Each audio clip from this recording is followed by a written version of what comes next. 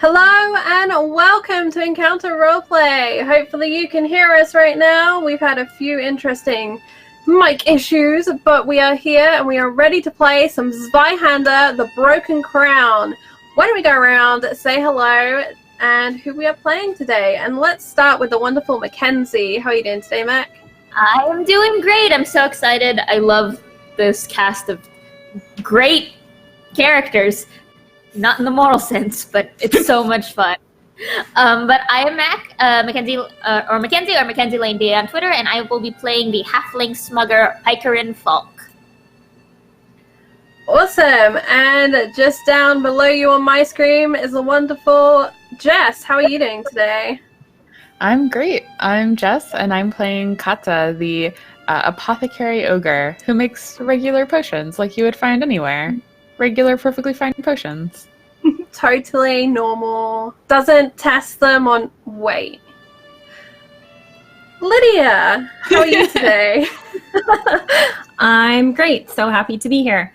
I'm playing Sister Eden, who actually is probably a better person than any of the other ones, but still a little sinful. I was just reborn on Twitter as Lydia Heals yesterday. You were. So, if you're not following Lydia, that is where you can now find her on the Twitter sphere. And Shauna, how are you today, friend? Oh, good. Happy to be here, play with everybody, and we have all the good, nice little portrait art. I'm so happy. But yeah, I'm playing Cecily J, the raconteur / layabout mooch. General probably pain in the butt, so. That's what I like to see. And I am playing Kit, the priestess of the protector, who took the death of the king badly, but had a great party yesterday. And leading this circus of characters, Susie, how are you doing today? Hi, I'm doing real good, thank you. Doing real good. This bad boy dropped through my door the other day. Very, very excited about it. Would like to say, became an aunt on Friday. Pretty sure this book weighs more than my new baby niece. So just putting that out there. But it is all prime value, because that is your player's handbook, your DM's guide, and your monster manual all in one in 669 pages of grim and perilous goodness. And also it's an arm workout so that you too can face grim and perilous things in real life. Shout out, of course, to our sponsors, who are Zweihander. I'd like to take a moment just to shout out Hermley, who has done all of the character art that you can see on today's show. We're very excited to have that here. And I'd like to just pass over to past me, talking about our other sponsors. Before we begin today's show, I would like to take some time to remind you about our sponsors. Fantasy Grounds, our virtual tabletop of choice. All of the beautiful maps and roles you see tonight are done using Fantasy Grounds, which you can try for free at fantasygrounds.com. You can also get all of your miniatures from Wayland Games. Go to waylandgames.co.uk and get yourself a huge range of D&D, Warhammer and 40k minis for up to 20% off regular retail price. And Tabletop Loot, who sell incredible dice. Go and check them out at tabletoploot.com.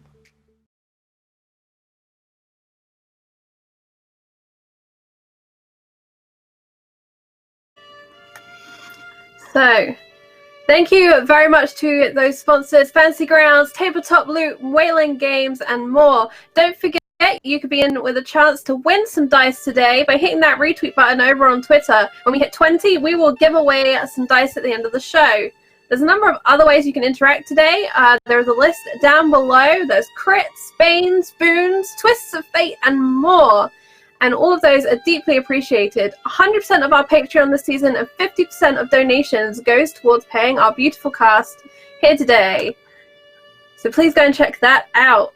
Also, if we do anything particularly funny or strange, clip it, because I like watching that stuff after we're done streaming. So without any further ado, Susie, I hand over to you. Oh, but Charlie, do we have a poll to start off with, straight up the bat? We do. Would you like to talk about that? Well, yeah, so here's this thing, right? We know how our beautiful players are wonderful people. Their characters are trash fires. And morality is kind of a flexible thing here in the Zweihander universe. And as I've seen here in chat today, morality is overrated. So for our very first poll of the day, I would like chat to pick one of these beautiful people and to corrupt them a little bit. Let's just twist that little corruption a little bit more. Let's tick them up on that chart towards that chaos alignment if we can. So in chat, who is corrupted by the morning?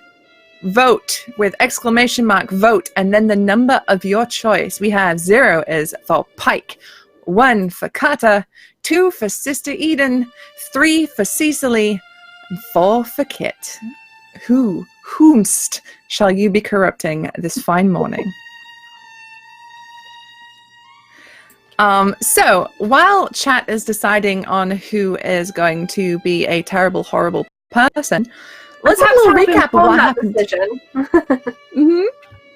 Perhaps to help inform that decision, an accounting of the terrible things we've done previously.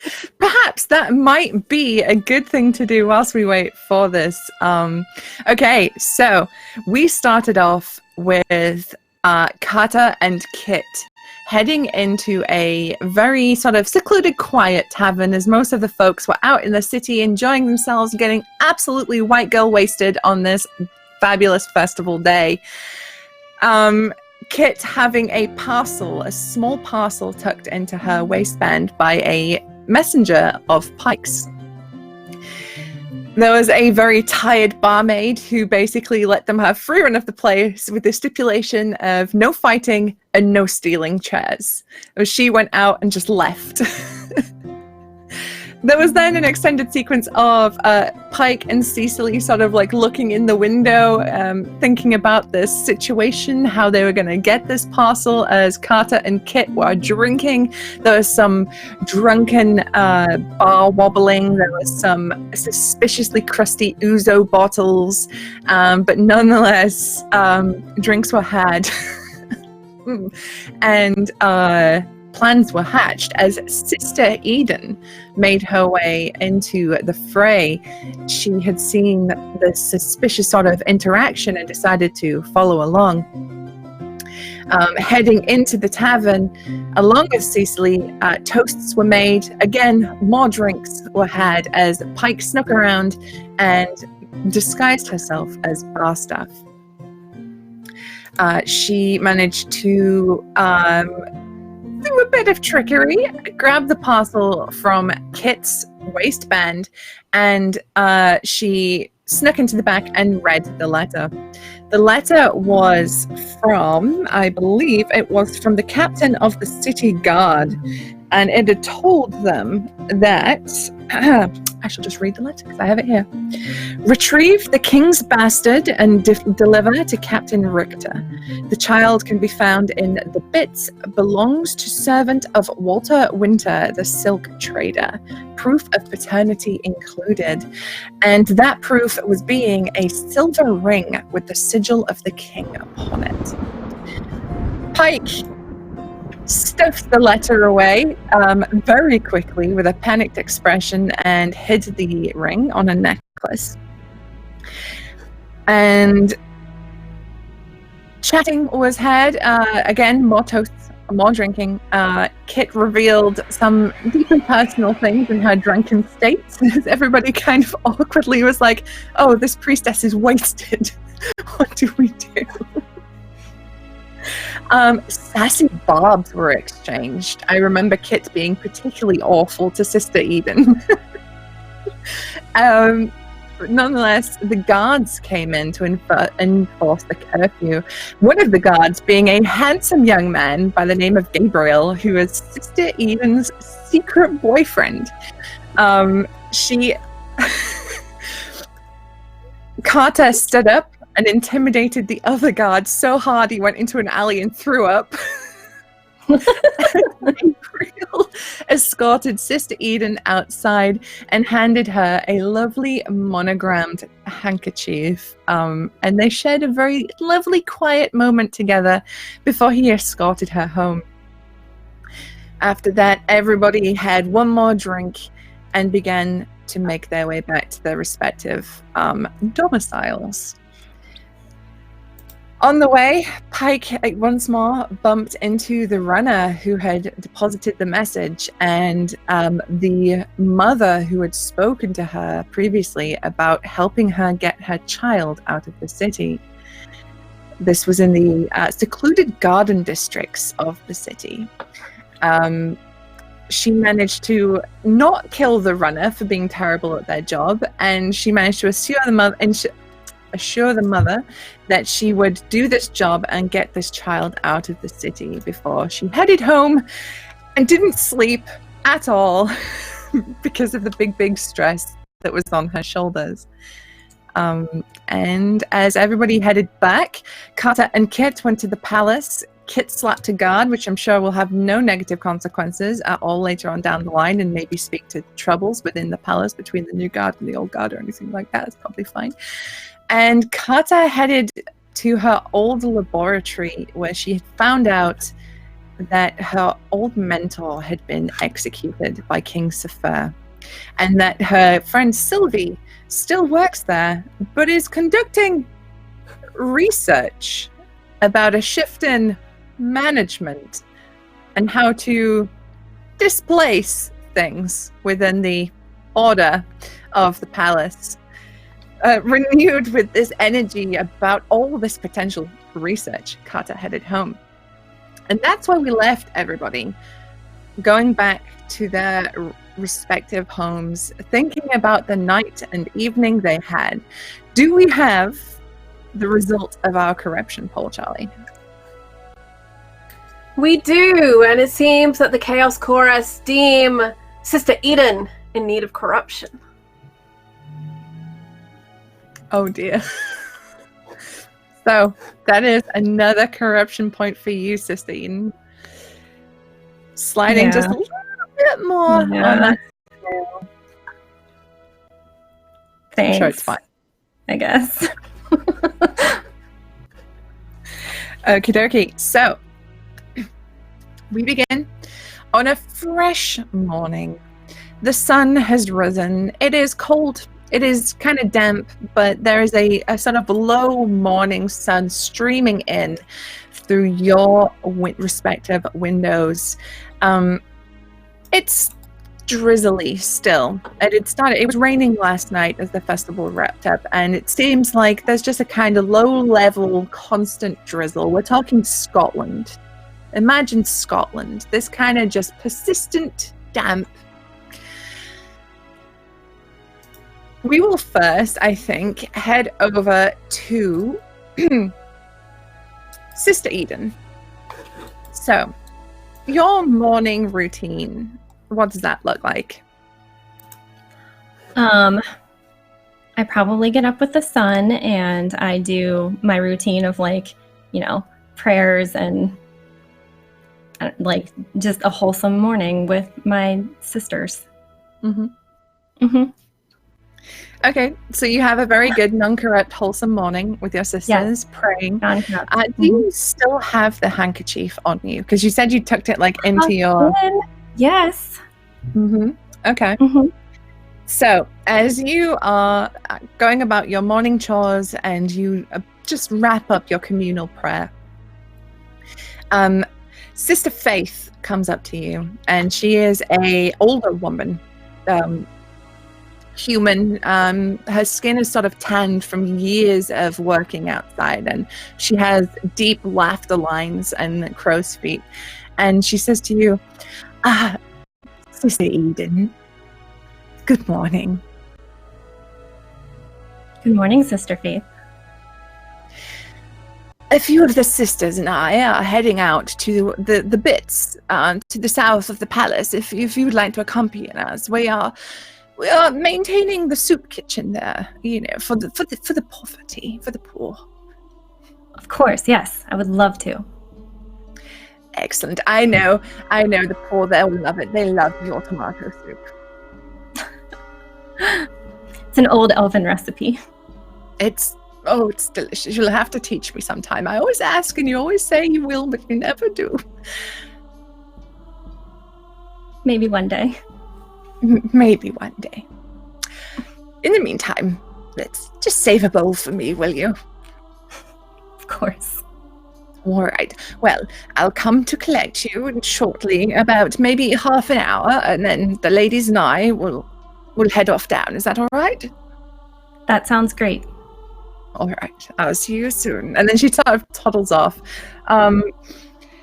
Is there anything else you'd like to get done in this morning before you leave your sort of quarters or anything like that? Is there anything in particular that you'd like to do? No, not really. I'm still gonna leave my hanky tucked into, close to the breast, and I don't know, just go about my convent life, my very non-corrupt, wholesome, wonderful life. So as you gather your little, I imagine you've got like a walking mantle, a little cloak, shawl thing that you have. Yeah, of course. Outside vestments. As you gather them, you feel the soft silk of the handkerchief across your chest, and you can't help but just imagine what Gabriel's face looked like as he handed you that handkerchief, how his cheeks blushed and how shy and almost embarrassed he was to give you this token. And it fills you with a little bit of warmth this cold morning as you remember that face stood in that alleyway. And you're sort of bumped out of this reverie by Sister Faith, who takes you by the elbow, and you begin your walk through the city to the south of the palace. Cecily, what does your morning look like? She probably had a rough morning. She probably woke up when the usual noise of the district kind of went up. She kind of just probably stumbles out of bed, just probably super hungover from last night. Even with the cure, she drank a lot.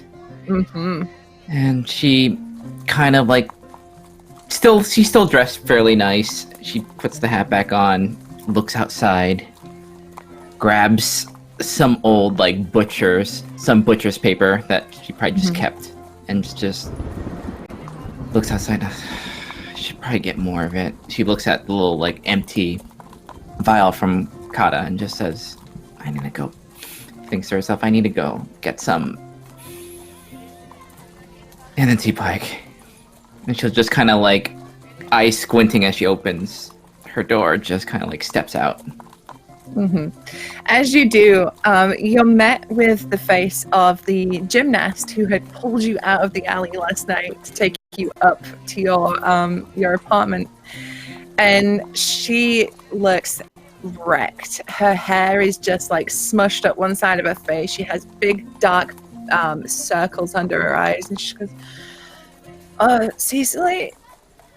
Yeah. Have you got any of that stuff from the apothecary? I know you usually get hook up.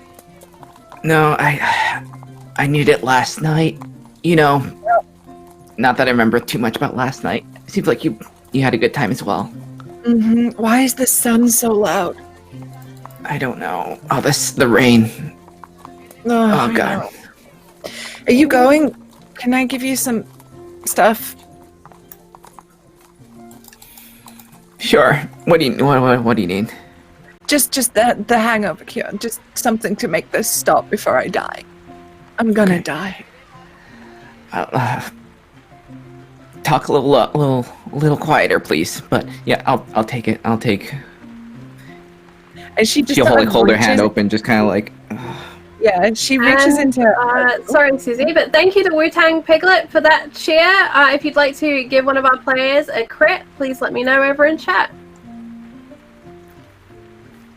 Oh, I should mention all crits are being matched with a donation from Zweihander to a charity. I think we're going to do a cancer charity next month. So all of those crits, it all gets turned into a great cause. It helps players and it goes towards charity as well. So thank you very much. Let's kick ass. I think that's gone to Sister Eden. So you have a crit success, Sister Eden. Yay. You might need it. What? Probably will. She reaches into her pouch and she just grabs a fist of copper pennies and silver shillings and just sort of drops them in your hand. You think maybe it's enough. She just kind of Alright. And I won't forget this time. I'll bring it back. I'll good for it. Just remember. You better, because I know where you live. Yes. She says as she leans against your door frame. Yeah. Okay. Oh, God. Well, I'll just be in the usual spot, dying. All right. God, hopefully I can make it. All right, I'll see you. Thanks again for last night. It's great. And she just sort of walks off. Yeah, we both just kind of like shamble away from each other. Yeah, she kind of goes the same way as you for a little bit, and then she just sort of goes off to one side, just like, what? All right. Fully. Khata, what is your morning like?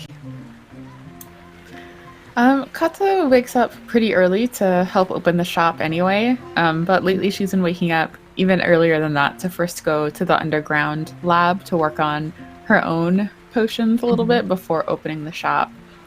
So she wakes up and does a little bit of research and experimentation before going upstairs to open the shop for the day. All right. Have you got anything in mind that you're doing? Are you going for something specific this morning, or are you just kind of reading over papers this morning? Probably looking over her papers. She's at a point where she has created a new iteration of the potion she's working on, and needs a way to test it. So she's just sort of like reviewing notes and hasn't taken the next step yet. So just sort of like fiddling with things, maybe perfecting some of the other potions that do actually get used upstairs. All right. Let's go with an alchemy roll. Let's see how successful this morning experimentation is. So I can flip them for success, all of my alchemy rolls. Okay. Let's see. So would that make a success if you flipped it? It would, yes. And all of my alchemy successes are automatically critical successes. Jesus. Okay. Actually, I'm an alchemist. You're amazing. All right. Yeah, sure. Okay. So, yeah, so perhaps you're doing like the morning batch of like herbal cures for the store this morning. Like, you know, the you know for a fact the hangover cures are going to be in big supply today. You're going to need them. So maybe you're like doing just a bulk bulk hangover cure. It's like in a big vat. You're just ladling it out into little That sounds right. Yeah. So, that you make a whole ass bunch of these. You've got a huge supply. You feel like you're probably not going to run out today. And then you're probably going to make a fair bit of money.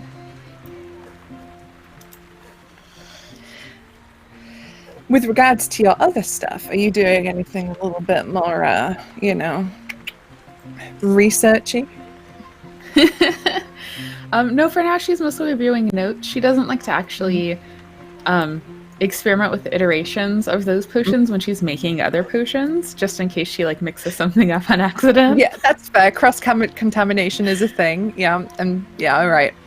Okay, so as you sort of read over your notes and you've got this it's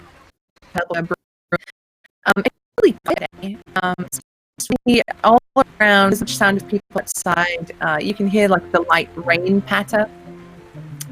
But it's a nice, peaceful morning, which is a big contrast to the evening you had the night before with the people shouting and drinking and partying all around you.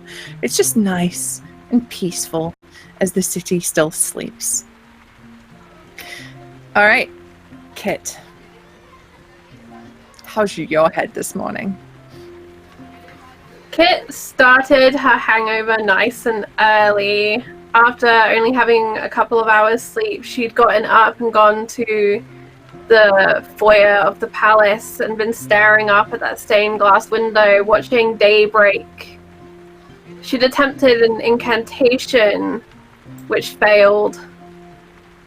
And part of her is secretly glad, and another part is deeply saddened. And she waits on the steps for a long time. It's kind of strange. She doesn't really know how long has passed until people start moving around. And then she'll stand and straighten her clothing and prepare for her duties today. She has an hour or so before she is due to be on duty at the palace, though, and thinks she will go and speak to her good friend Khata. They started a conversation last night. She can't quite remember how far it went, but she wants to finish it today. All right, so you head out into the south of the palace to find Khata in her stall. Okay, so Kit is out and she's on the move. Paec, Hello. big night last night. Oh boy. Yep. What's your morning like? I didn't sleep very well. Any sleep that I did get was, like 30-minute bursts of just stress napping. So probably it's just like some morning prayers to the moon, splashing my face with water. And then there's a lot more planning in this one involved than normal. A lot of times when Paec does her jobs, it's just a very quick, deliver something here, drop something there. But this is a big job.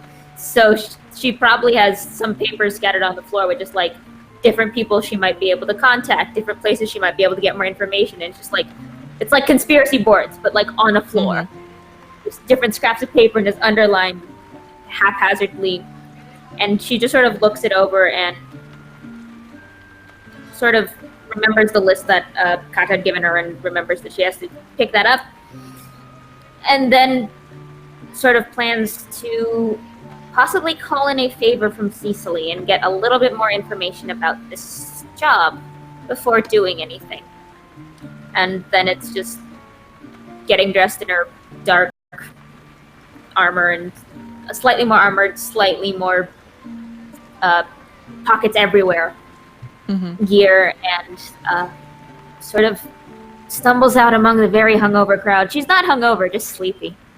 All right, so Paec dons her fantasy tactical gear, heads out to Khata's store to pick up that list. Is that what you're doing first, did you say?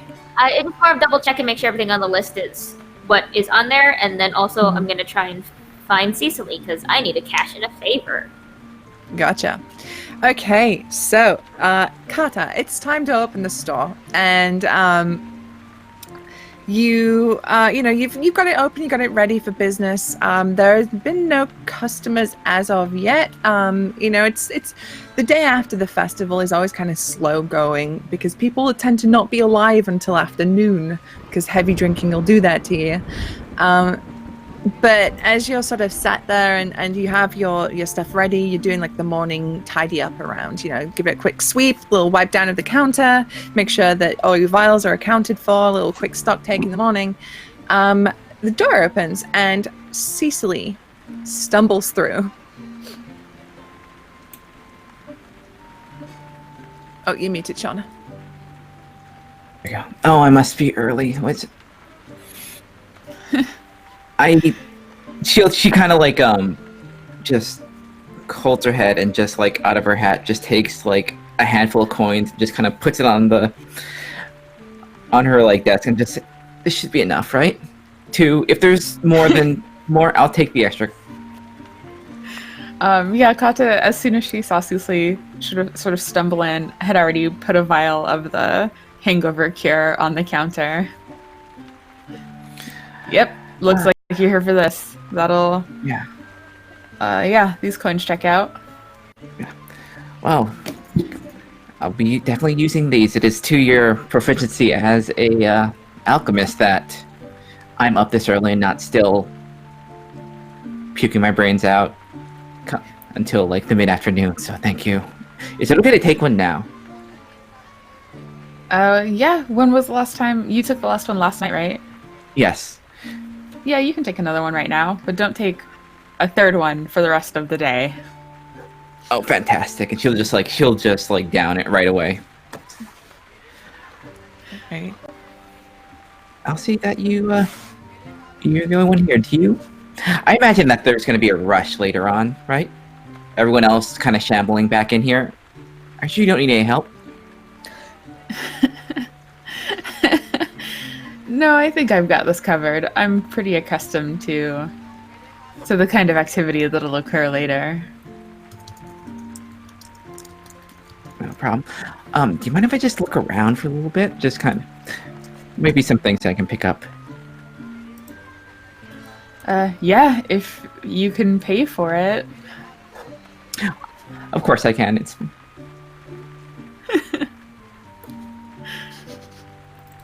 All right. So Cecily sort of heads off to look around for stuff. Kit, you have managed to make your way across to it's sort of like a trade district where Khata's store is. And there's all sorts of stalls here. There's an apothecary, which is Khata's store. There's like a butcher's down the road. There's the silk merchant. There's clothiers. There's, leather workers. This is just where like all the trade sort of sits. It's almost like a huge sort of bazaar, but with stores instead of like market stalls. I think it's widely known that the day after the festival, priestesses of the Protector are in mourning, and this explains their terrible mood and continence the next day. Mm-hmm. As the night before was a celebration of great things and frivolity, and the next day is about the loss that comes after having great things. And Kit's face reflects this kind of mood as she makes her way through the crowds, generally avoiding anyone. Even people she knows, she may only give a curt nod to as she passes. Generally, her demeanor being, I have business to get to, don't get in my way today. Mm-hmm. She's got that murder look as she's sort of working her way through the crowds. All right, so Khata's store is indeed open. There's a little sign that says open in the window. The lights appear to be on, and you can see through the window, you can see Khata stood behind the desk, which looks comically small with her stood behind it.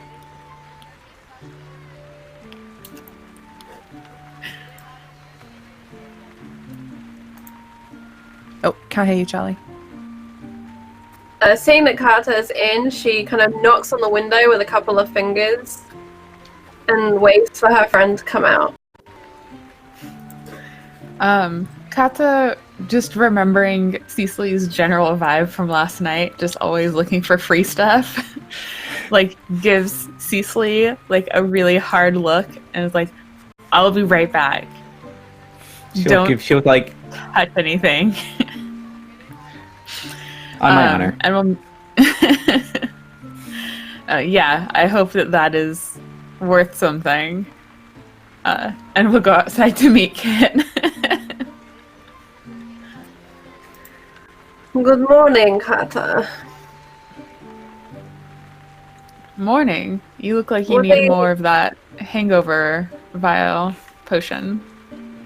No, the suffering is to remind me of the great loss of the Protector.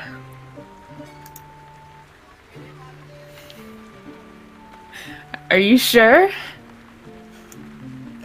I did not write the rules, unfortunately. Alright, well, if you don't want to take it out, I'll respect that. But if you decide that the suffering is too much later, let me know. I blame this on the grim prophet Daniel. He wrote these words. He said the world is perilous.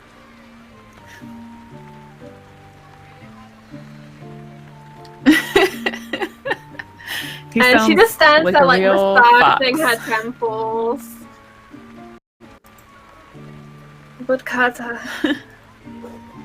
I do remember through the cloud of alcohol that we began something important last night. We did.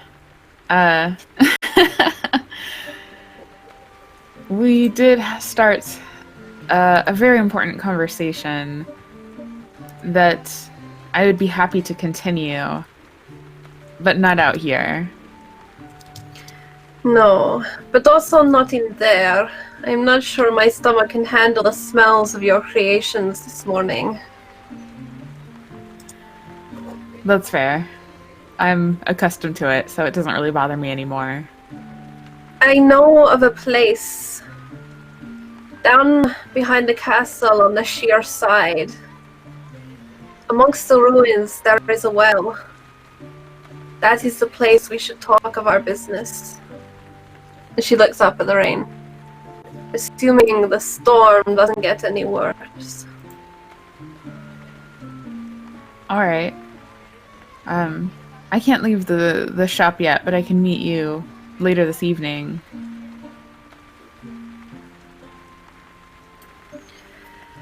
Alright then, friend. This evening. Don't Alright. tell anybody about this. Of course I won't. It is not only the ruins that sit on uneven ground.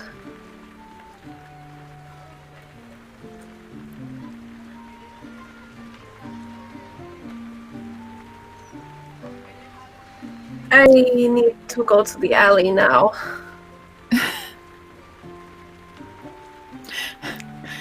Well, like I said, if you change your mind later and decide the suffering is too great, I can help you with that. Khata, I think you are my best friend in all of the world. And she kind of reaches up and kind of strokes your cheek.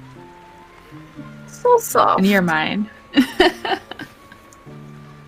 As you do so, there's like a tradesman walking by with a wheelbarrow that's got like a bit of clay brick in it. Just gives a wolf whistle as he walks past. Khata's gonna turn and glare at him. Intimidation check. Let's go.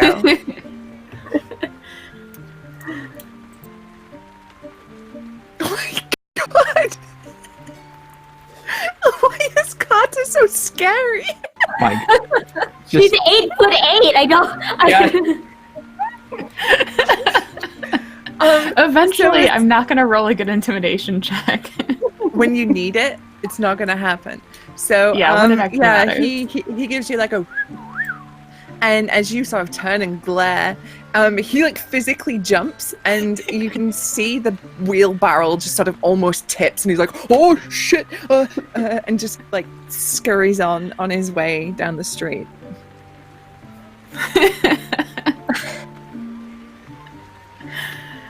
People. Sometimes I do not like them very much. I understand that feeling. Okay then, friend. Tonight. Tonight, I'll see you then. And Kit had forgotten about it, but tucked into her waistband is this portion of fabric that's torn. It's a bright green color. And you would recognize it as kind of the color of the old king's cloaks. And it kind of starts slipping out of her waistband as she turns to head towards an alley to disgorge the copious amounts of ouzo that she had last night. As it starts to slip, Khata reaches for it and just tucks it back into her band, into her waistband for her, and says, "Be careful who you let into your head. Sometimes you wear your heart on your sleeve, and this is a dangerous time to do that." And Kit grasps for that green cloak, and her eyes kind of go wide. Yes. Sometimes things cloud my judgment, I think. Thank you, friend. And she'll pull it from her waistband and kind of shove it up underneath or down her robe so that it's actually hidden from view. All right.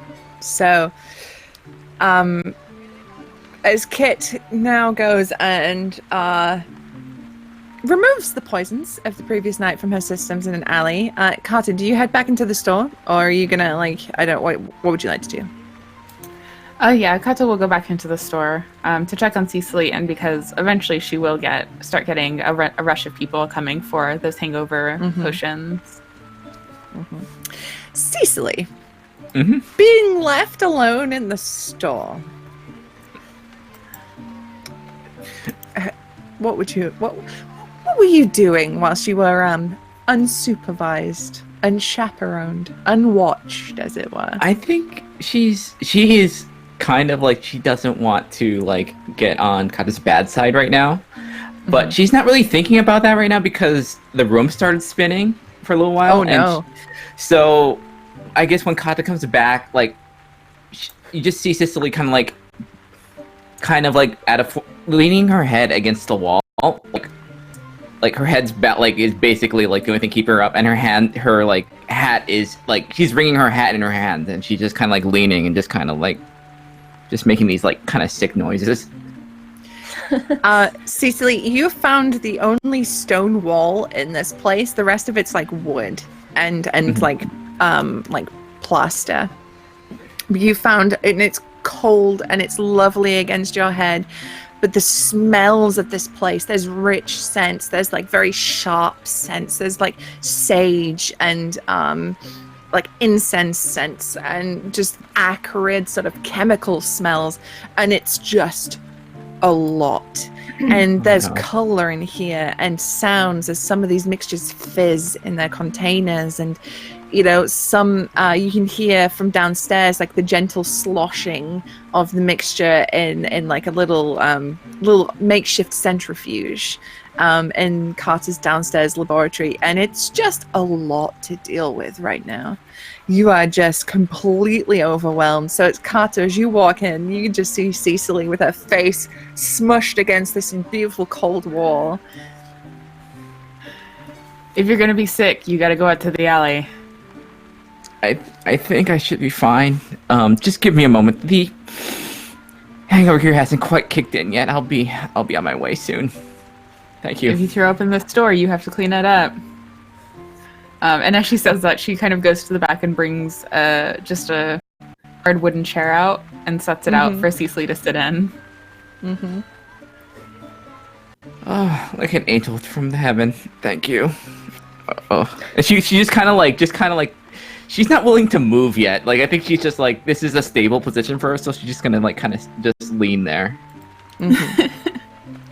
So, as we see the scene of Khata bringing out this chair for Cecily, Kit is bent over double in an alleyway. Sister Eden, you and your fellow sisters are in a sort of almost like a procession as you make your way through this market district that butts directly up to the real like poor area of town. And there's an abandoned store, and it was once like a general goods store.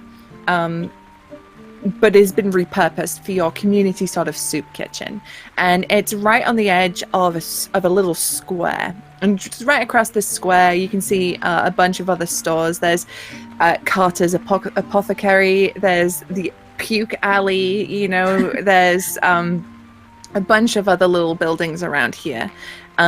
But Sister Faith produces this comically large bronze key from inside her robe. She's such a small, older woman. You wonder how she even manages to lift it as her hand sort of shakingly comes up, and she unlocks the door and pushes it open, and she's like, "All right then, sisters, let's get to work. Let's get these hungry, hungover people fed, shall we?"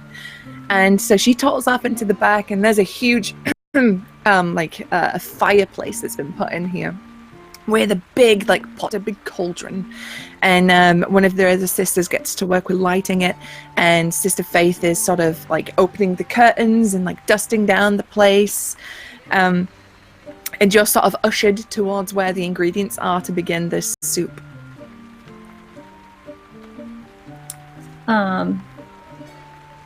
I will, just go about my business of making it. Nothing out of the ordinary yet. If there's windows in here, I would try to get a look out into the street to see if I see any guards on patrol.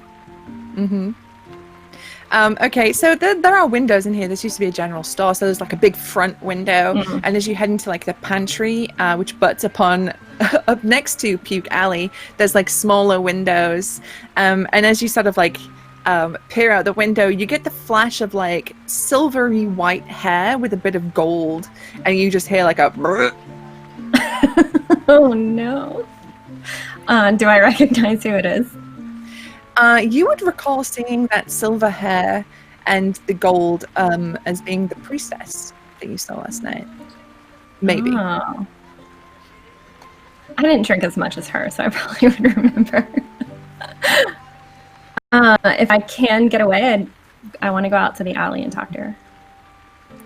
Yep, absolutely. So,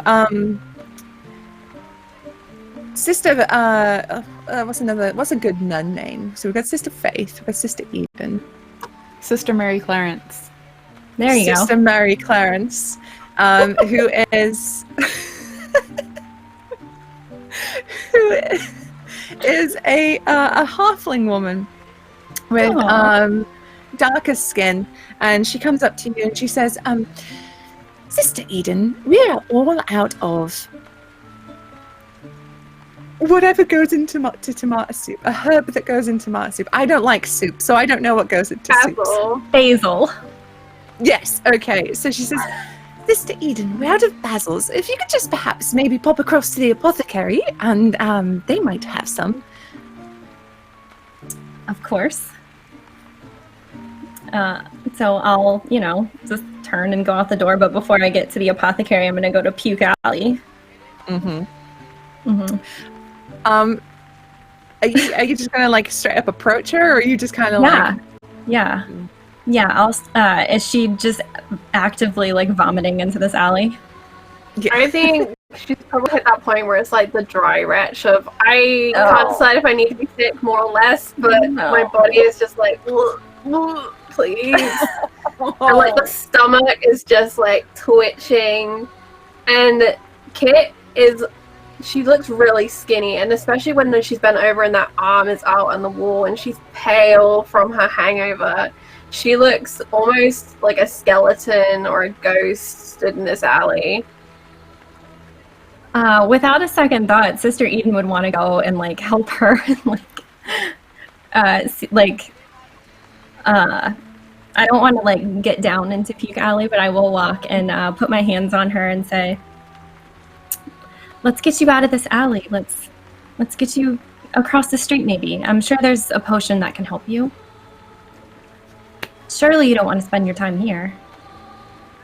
Thank you, sister. A change of location is probably wise. I didn't expect I'd see you again this soon. What a coincidence.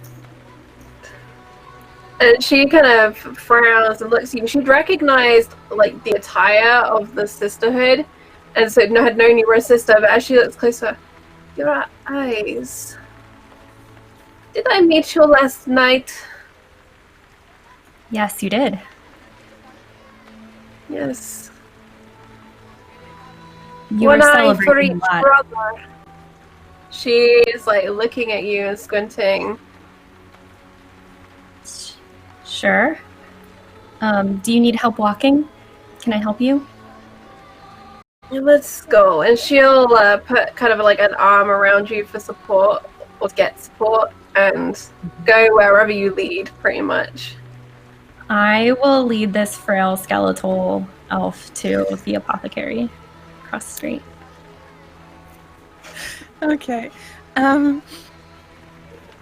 Yeah, and I think Sister Faith kind of you wouldn't hear this, but we'll cut to it like it's a little TV show. But she turns to Sister Mary Clarence and goes, "Oh, you know that Sister Eden. She's a good one. Look at her there, helping that poor skeletal elf across that square to the apothecary. Lovely girl, lovely."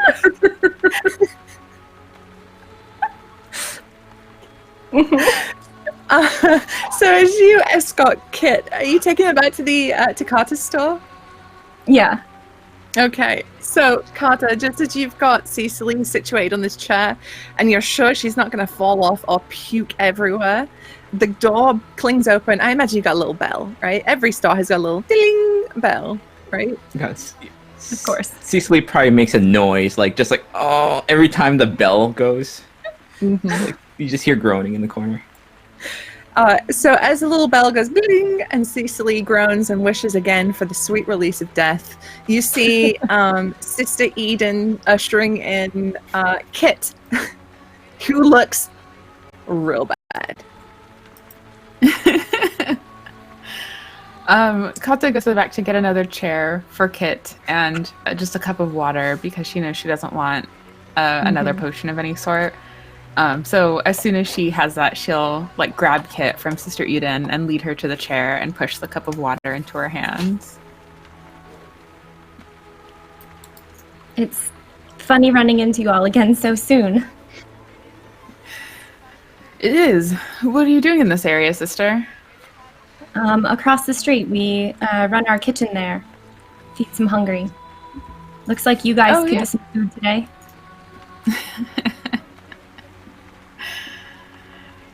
Yes, some of them I think could certainly use some help.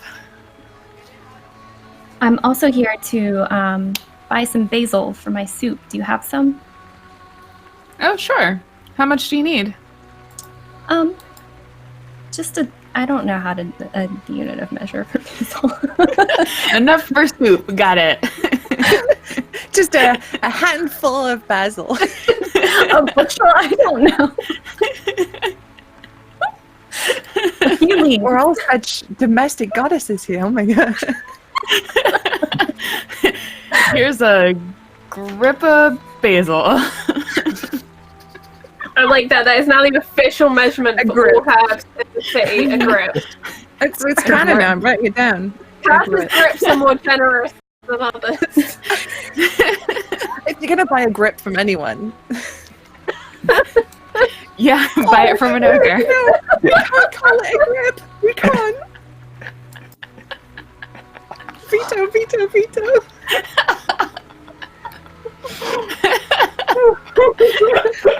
The smuggler having to write this down. Here's a bunch. A bunch of basil. Thank you. What do we owe you for it? Oh no, we have an agreement with the kitchen over there. Since they feed the hungry, we provide, if we've got ingredients for whatever they're using, we provide it for free. And occasionally, they send some of their leftover soup this way for us to sell. Well, bless you. As you hand over the bunch of basil to Sister Eden, Paec, you have made your way to Khata's store. So, a question for you. On your way to Khata's store today, are you just walking about as if it's a normal average day? Or are you trying to be a bit more stealthy about it? Are you taking, a direct route or like a wibbly route or... Paec isn't like being super stealthy per se. She's just tired, so if she can like hitch a ride on like a horse-drawn cart and just like kind of sit on the back and just let it drive around the city until it finally passes by her location, she'll probably do that. That she just sort of half dozes off. Because boy, she's sleepy. So let's just, for shits and giggles, let's have a athletics check as you spot a cart coming by, and it has crates on it marked with the butcher's sigil, and you try and hop on the back as it passes by. Alright, okay. Wait, hold on. This will be a sort of standard test, so there's no modifier. Oh, this is not gonna go well, I think. Or it did! Okay! Yeah. I mean, it's going through a city, so it's not going super fast. So you just sort of like, whoop, hop onto the back of it, and your little legs sort of kick as the horse pulls the cart. And it pulls you into the, through the town square. And you can see clearly Khata's store. She's clearly open. The front door is kind of ajar. The curtains are open, and you can see people inside, including Khata.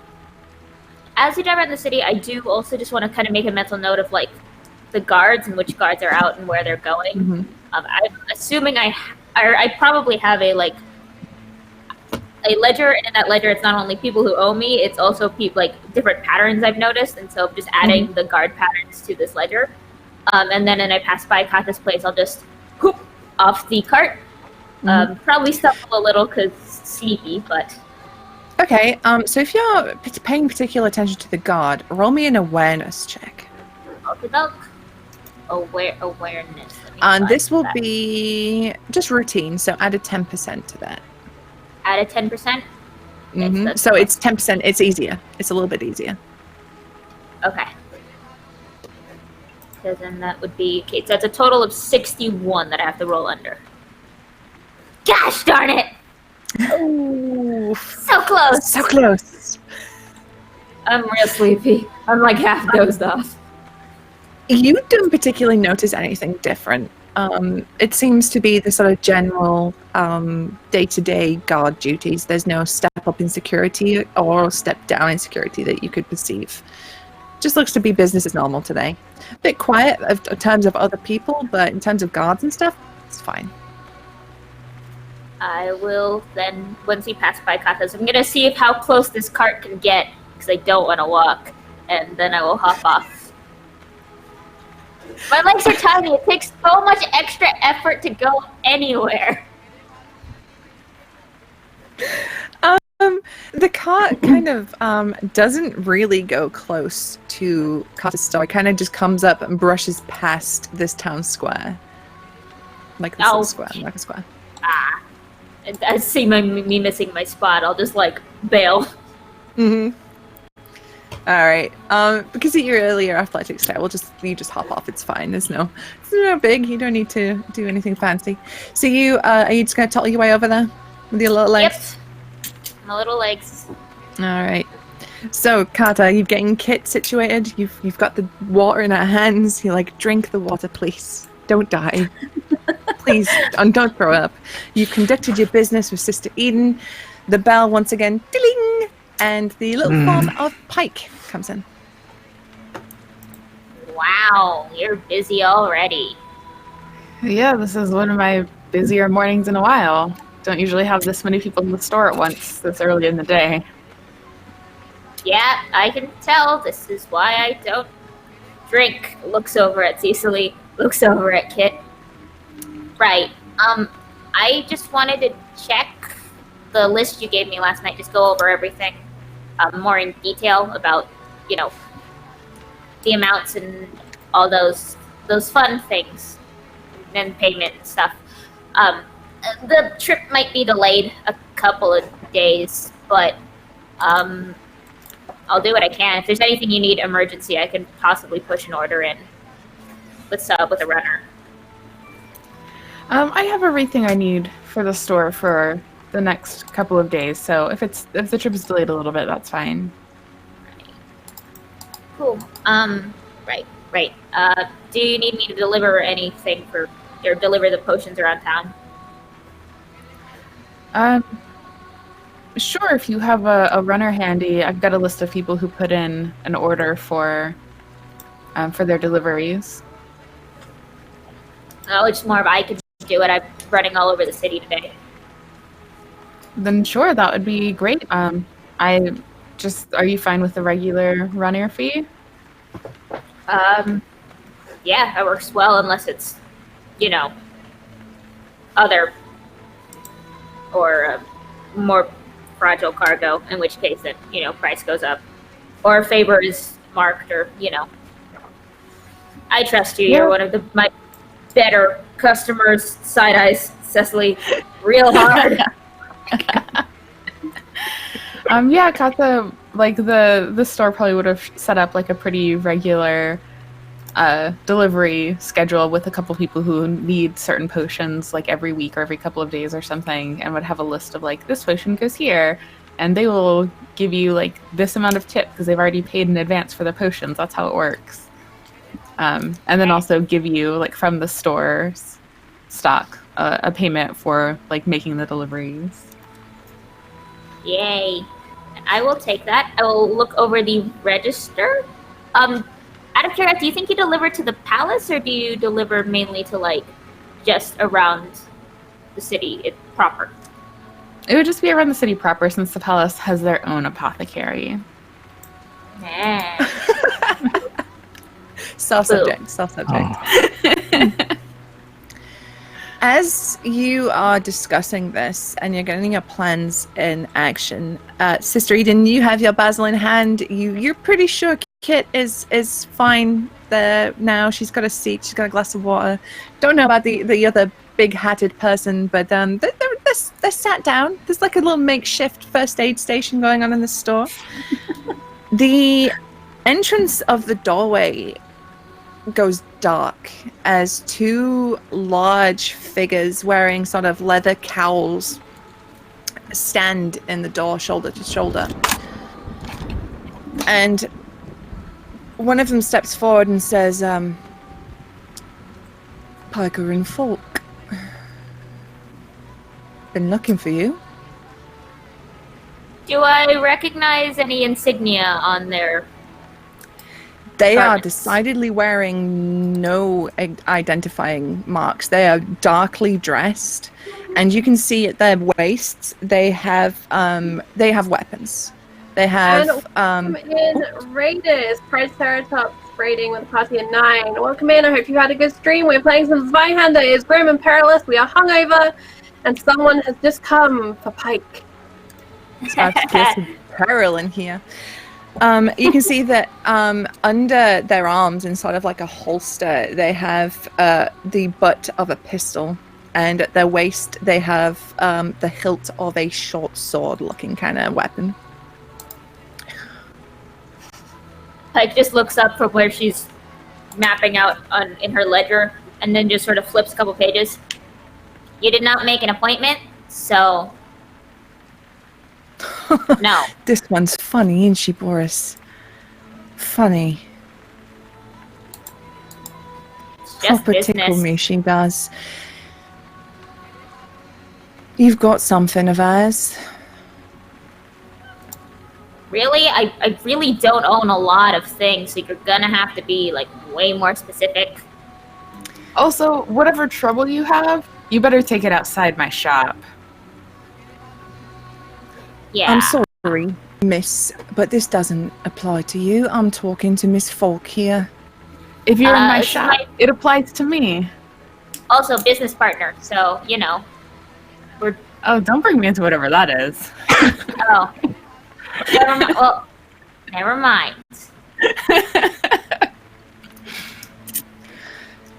Now, like I said, Miss Folk, you got something in mind, and now we can do this the easy way, or we can do this the hard way. Well, what's the easy way, and what exactly do you want? Something isn't very descriptive. You know what I want. You got a package yesterday. I get a lot of packages during a lot of time. Oh, Boris, this one is funny. She is very funny. Now, as if we haven't been watching you, Miss Folk. Like we don't know your movements. We've seen all these pretty faces. We watched you in that pub. We saw that drunken priestess nearly go arse over tit. Lovely, lovely night. You all had a lovely day, didn't you?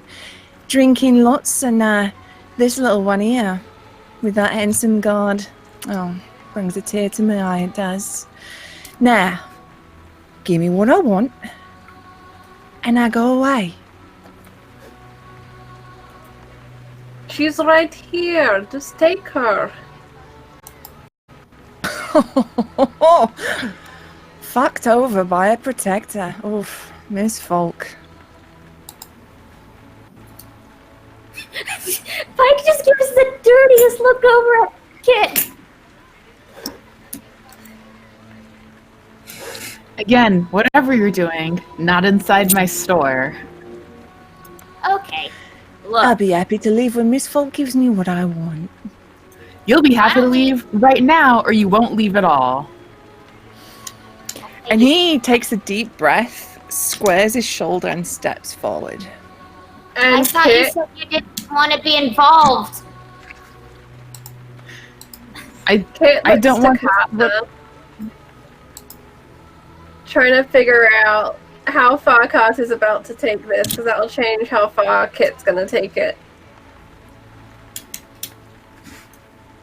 If he kind of squares up at her, she'll like stand up to her full height and like glare down at him and just say, "Get out of my shop."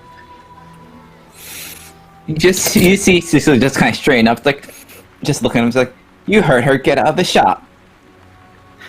Yes, out. Sister Eden is a nervous wreck. You know, I would say you and whose army, but look at the state he is. That one couldn't fight her way out of a paper bag, even if it was fucking wet. Look at her. Absolute wreck. Shameful. You should I be am the army. careful. Which one? He points at Cecily, but kind of Okay. just in general, sort of.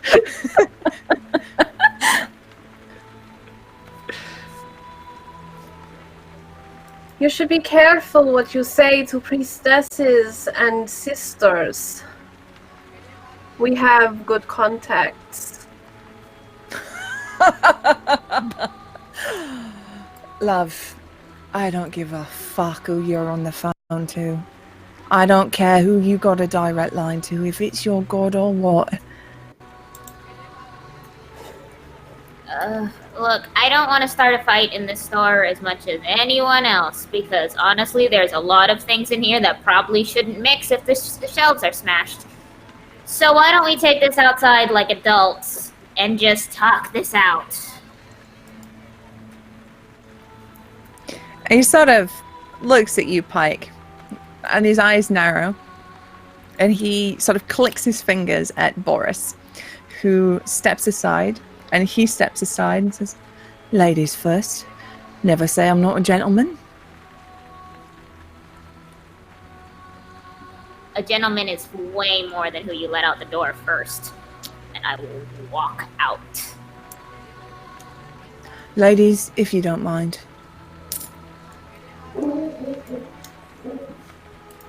Oh, you see All here. of you, out. Me and her are business partners. What you say to her, you can say to me. Well, get out. I'll meet you outside as well. That's right. I love Cecily. I love Cecily. And they're both kind of just stood there, like, gesturing to the door, all three, at the three of you remaining in here. I'm not leaving you in my shop. You want to stay in here? That's your fucking funeral, love. Sister priestess, if you don't mind. I'm gonna look to Kit for what she's gonna do. Tell me, friend, what is your business exactly? Some sort of item from this person? And she waves in the vague direction of Paec. Mm-hmm. You were out of it yesterday, weren't you? Well, you see that your small little friend there? One of her people stashed something on you. Something very important. Something that you would be interested in, I think. What do you know about what I would be interested in, friend? Well, you did have that job one time, didn't you? You know, protecting the king. Fat little good that did him. And her hand just flexes ever so slightly towards where she knows her weapon is. Oh, I won't do that, love. That's not very smart, is it? Nor is ordering a priestess around. It appears it is a day for not very smart people.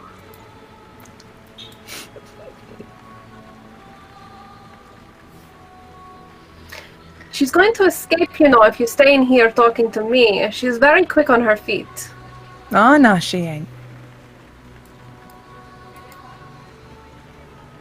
And Kit, like, pointedly looks around him, see if she can get him to look out of the window. Okay. Ooh, what kind of roll could this be? I want this to be a roll. That's Maybe something... like a guile roll? Guile sounds good, Trying yeah. to, like, outwit him. Mm-hmm. Okay, so I have a 48 in Fellowship plus Guile, which makes it a 58. That I need to roll. Here we go. All right. It's a standard test, so no modifier. Ah. All right. I would like to spend one of our fortune pool dice to get a reroll, please. Okie dokie, let's do it. Still no. Oof. Oh. Wait, no, you But I say- Wait, yeah. Yes. 58. 58. Yes. You Oh, success. yes. Okay. Excuse me. Okay, I get a misfortune point. That's thank you. Okay, so I'm gonna have him roll guile to see if he's smart enough to see beyond this. So he needs.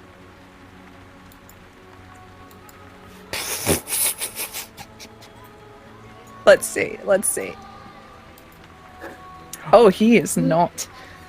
So he kind of looks at your face, hears what you said, and that smug confidence he has kind of drops for a second as he turns his head to look. And Kit takes this fraction of a second to glance at Khata, and I'm really sorry for what I'm about to do. And she wants to try and basically trip this guy. Kind of sweeps his leg as he's turned and looking away. Okay, so we'll the perilous stunt, right?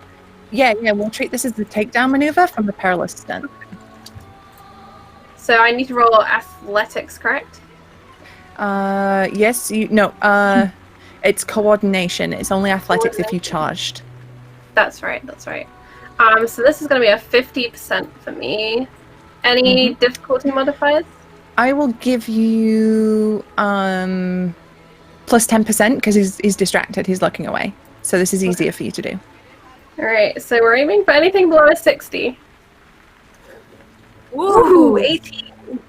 Okay, so he now has to make a coordination check or he eats shit.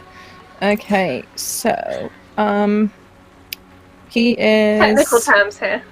Yeah, technical terms. It's in the book. It's not in the book. It should be in the book.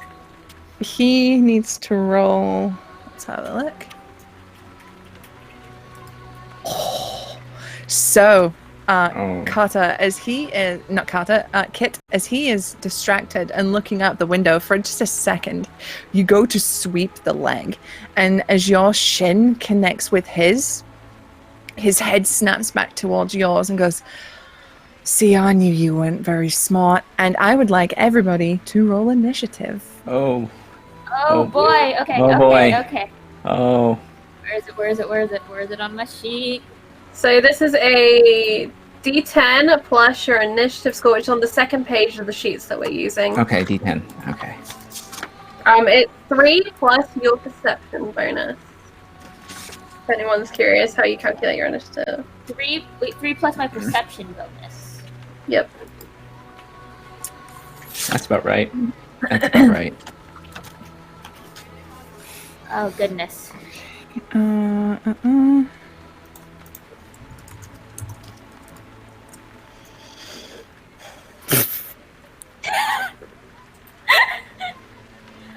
Okay, so Kit, what did you roll? I rolled an 11. Okay, Paec. I also rolled an 11. Okay, so how we resolve this is who has the higher perception bonus. I get action before initiative starts, though, I believe. Yes, so what I'll do is I'll get everybody's initiatives, and then you can do your action, and then we'll go into initiative order. Okay. I Kit have has a a higher. So Kit's is By higher. 1 point. Okay. Khata, 14. what was your initiative? 14? Nice. And Sister Eden. Also a 14. Okay. Perception bonus out of the two of you two? 4. 3. Ooh. Okay. So Sister Eden goes I with don't 4. wanna go. And Cecily. 9. 9. Oh, poor hungover Cecily. Okay. That's about right. That's about right. Eden.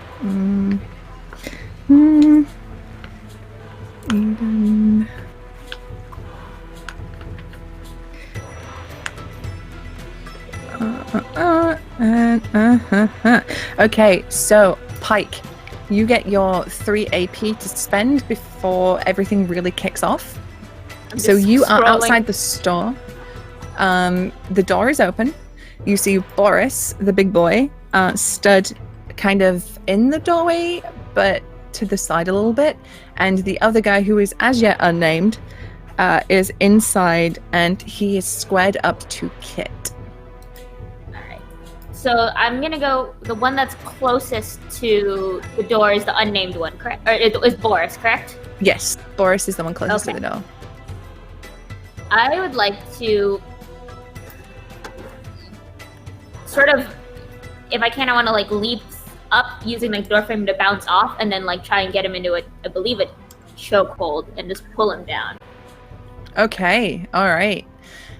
So that is a perilous stunt. It costs 1 action point. You need to make an athletics test. Athletics test. Okay. I'm not where. There it is. Okay. So this will just be a standard sort of attack because Boris is aware, so there's no modifier. He's watching you guys. Oh no. Oh no. Hi. Oof. That's a critical failure. That's like the absolute worst you could have rolled. Yep. just to put it lightly. Hey, That's the... how much do we have in our little fortune pool? You have 6. You could spend that. I would like to use one to re-roll that. You Go. absolutely can. Yeah. I will take that misfortune point. Oh no. That's fine. 2 now. That is still a failure, but you know what? It's not a critical failure, so I'll take it. There you go. Okay, Not so the absolute worst I could have rolled. you have spent 2 of your 7, I believe is what we said, right? That we have altogether? Yep. Yeah, so you spend 2. That's fine. Okay, so you attempt to get this dude into a chokehold.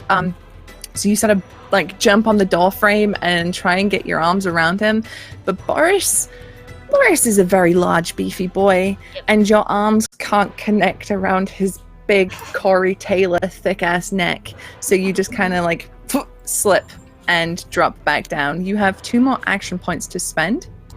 On the way down, I'm going to use the fall, try and grab the pistol from his hip, and disarm him. Okay, you can only do 1 perilous stunt a turn. Oh, I can? Oh, then never Yeah. mind.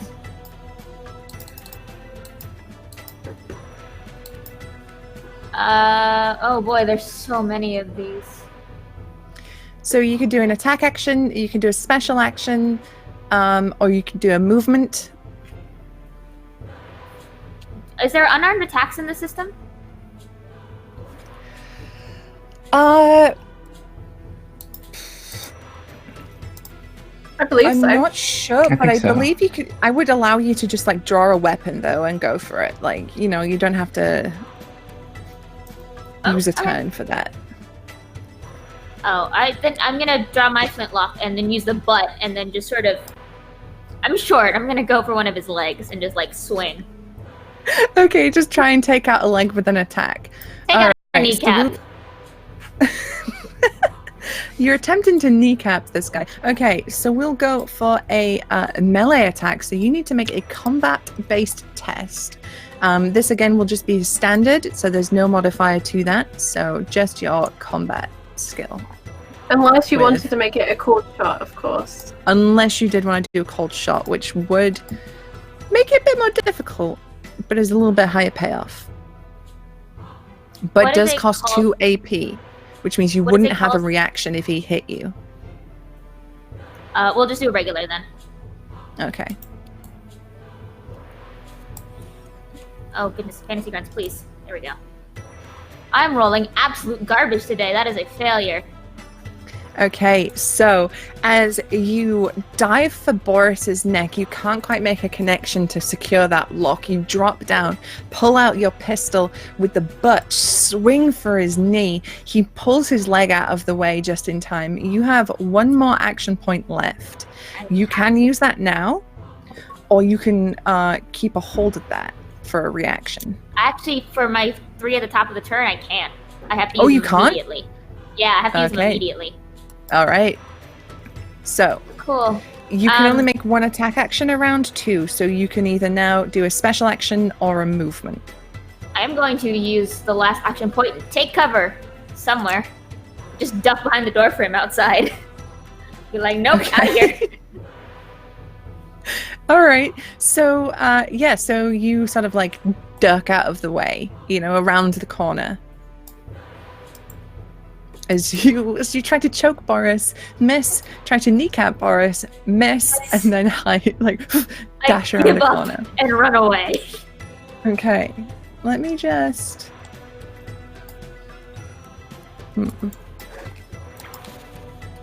No, okay, I won't do that. All right.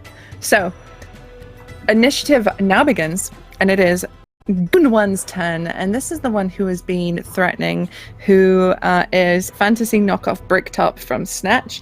He is going to... he is going to...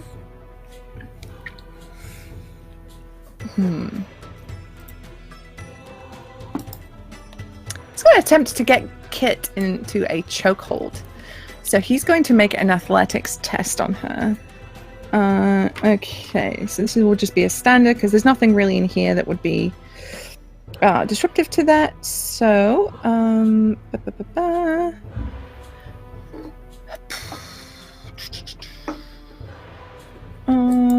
oh boy, he has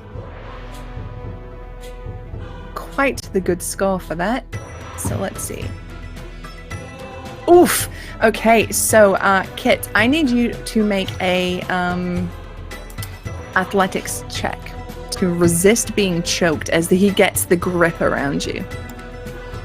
Okay. He's got the lock. He's got you in position. I need to roll below a 46, unless there are any other modifiers.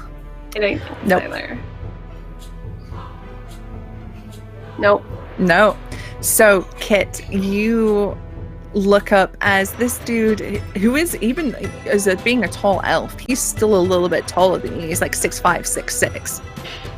As his arms just come up and he gets you in this lock, and all you can see is like his forearm as it begins to press on your throat. Okay, so you are being choked.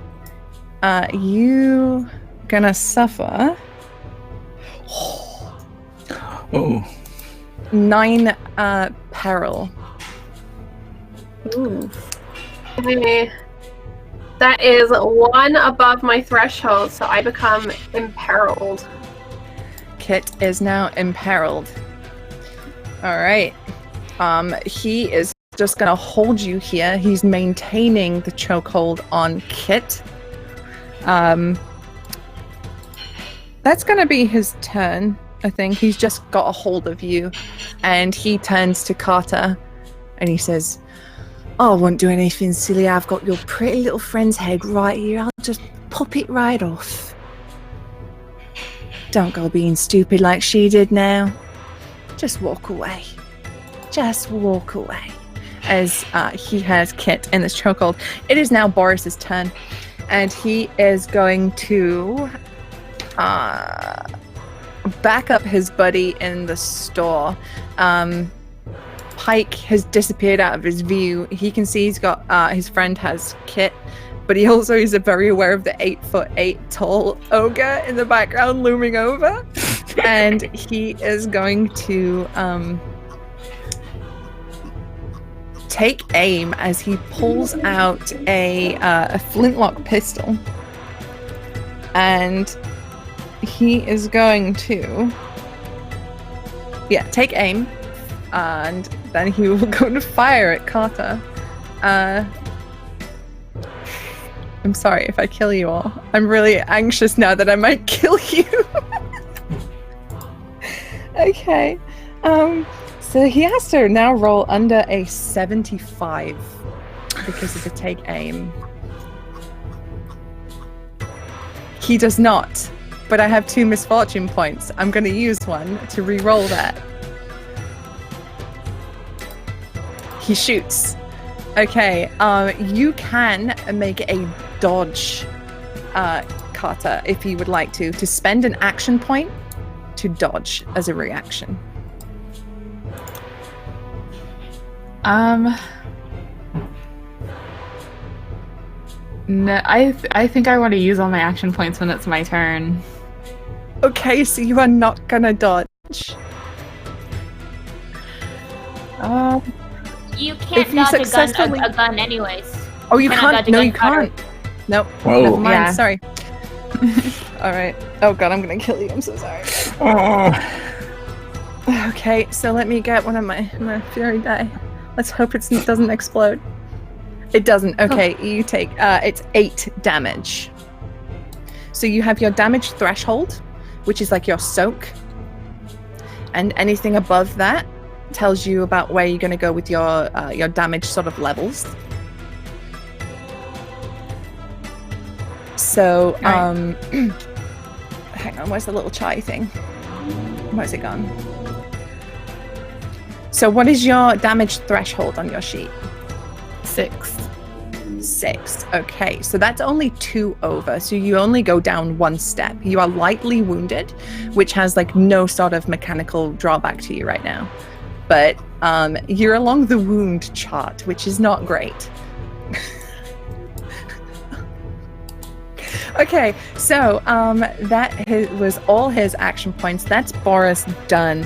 Eden, you're up next. You hear this as this pistol fires within the store. The panes of the window shatter as you see this big beefy dude, must be about 7 feet tall, just shoot Khata.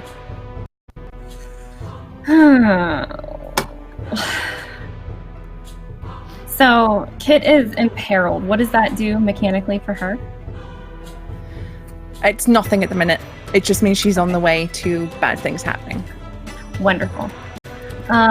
So we were standing next to each other, and so Sister Eden is gonna reach into her robes and kind of like touch her finger into like some ink that she has on her, and kind of reach over and then touch it to Kit's hand.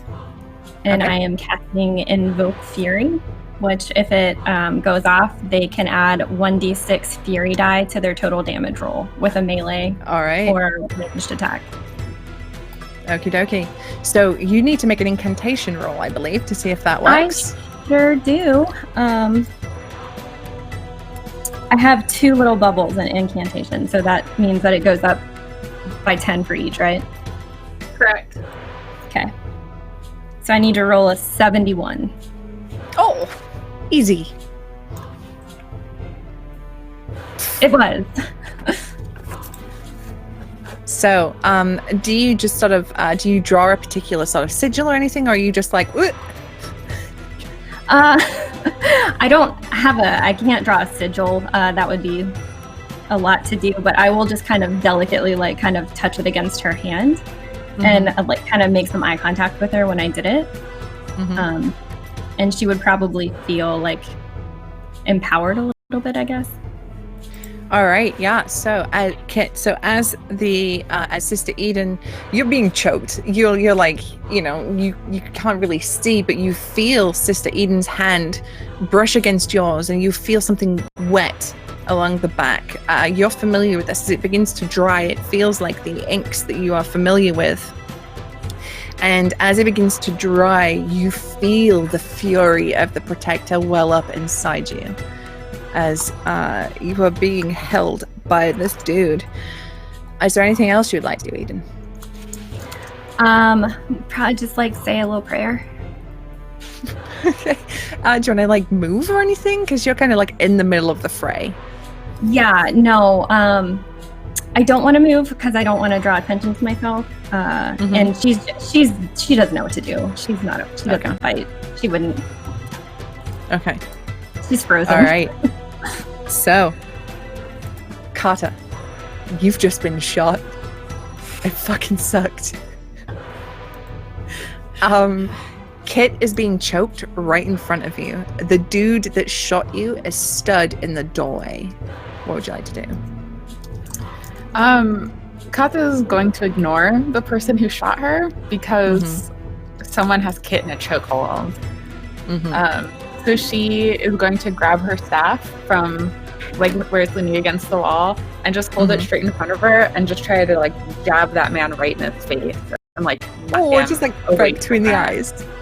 Yeah, just like jab him right in the face. All right, nice. Okay, so roll me that melee attack.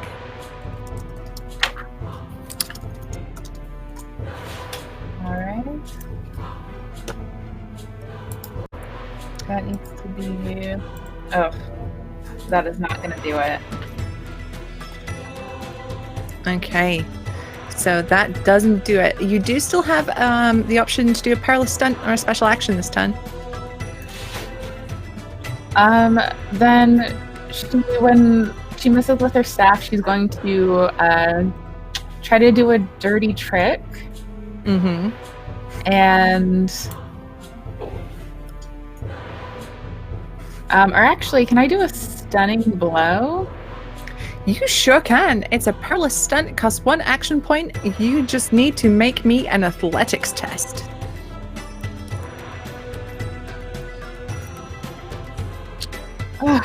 The worst roll. No!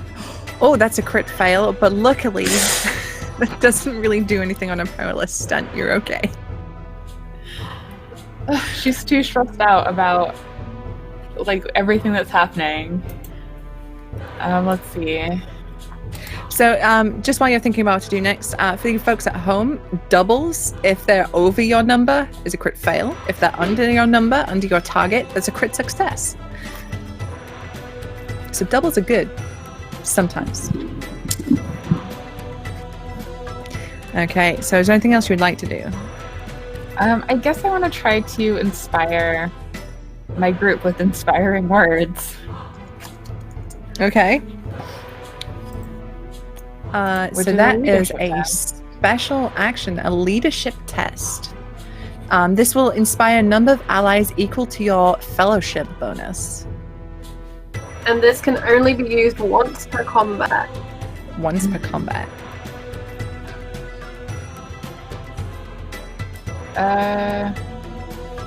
52? Yeah. Did you do it? So I did it. And I have, because I have a bubble. So my fellowship bonus is 4. So I'm inspiring all of my allies. Okay, so all of your allies add +1 damage and peril threshold, which means it will be slightly harder to bump you down on those damage and peril scales. It's a little too late for Kit, who's already down one, and for yourself, Khata, but you wouldn't be able to inspire yourself because you just inspired everybody else, but everybody else, +1 to those damage and peril threshold numbers. Okay. It might save me from falling further down though. Yes, it might. It might. I also want to just, not as a full action, but just sort of like make eye contact with Sister Eden, and then look at one of the shelves of potions, and try to like get across with my eyes that like that would be a good shelf of potions to grab from and just start throwing them at people. You should rub this in someone's eyes. Yeah. Okay. All right. Question for the +1, is that +1 to like all the damage thresholds or just like to the oh wait, no, it would be like, because it says that there's the +6 and the +12 and the +18. Is that the +1 goes to all of it or just like the base one? To the base, I believe. Okay. So if your base peril threshold, we'll say, is 8, it's now 9. So +6 to 9 was now 15. Okay, and so on and so everything on. bumps up 1. Okay. Yeah. Okay, so after Khata, we are up to Kit. Now you are being choked, which I believe you have to use your turn to try and bust out of that? Yes, You my can't take any action. reactions. My only action is to try and resist. So I need to make an athletics. Athletics. Okay. So this is a 46 for me. I don't know if there are any conditions that are going to make this any easier. Probably not. No, My unfortunately. friends being there? No? Okay. I mean, it's comforting, but not mechanically useful. Okay. Can That sums up friendship. Comforting, but not mechanically useful. It does, Charlie. Silver. That is a fail by just 4%. I mean, there's a fortune point right there. You could re-roll. I'm just saying. There's 2 of them so far, I think. There's plenty of them. Not that I want them or anything. I think Kit's just gonna like kick out and struggle, and no, I'm not gonna spend a fortune point to escape. Okay. Okay. Right, Paec, you're up. Okay. Quick question: are the windows in this place? Do they have glass? Are they open? Are they? They're glass windows. Okay. They're like those big windows that have the small little square panes. Yeah. Okay. Cool. Then in that with case, one that's like fancy circle one. In that case, I am going to just sort of lean from out of the doorway, and then use 1 action point to take aim. Mm-hmm. Oh, just 1, and then do a ranged attack with my pistol. Okay, who are you shooting? The one that is current. I look into the doorway and I see one currently choking a priestess. I'm gonna shoot the one that's choking the priestess if possible. Okay, I will say that will be a step harder, because there is a human shield. I just realized that too as I said that. No, we're not doing that. We're gonna do the other one. Okay, you're going for big beefy Boris. Yeah, Boris. Okay, he has his gun out and he's aimed it at Khata. He's just celebrating the fact that he shot Khata. So he's a good target. What a dick! They're goons. They're not good people. Neither are we, but that's still a dick move.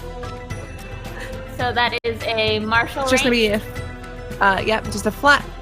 There's no modifiers.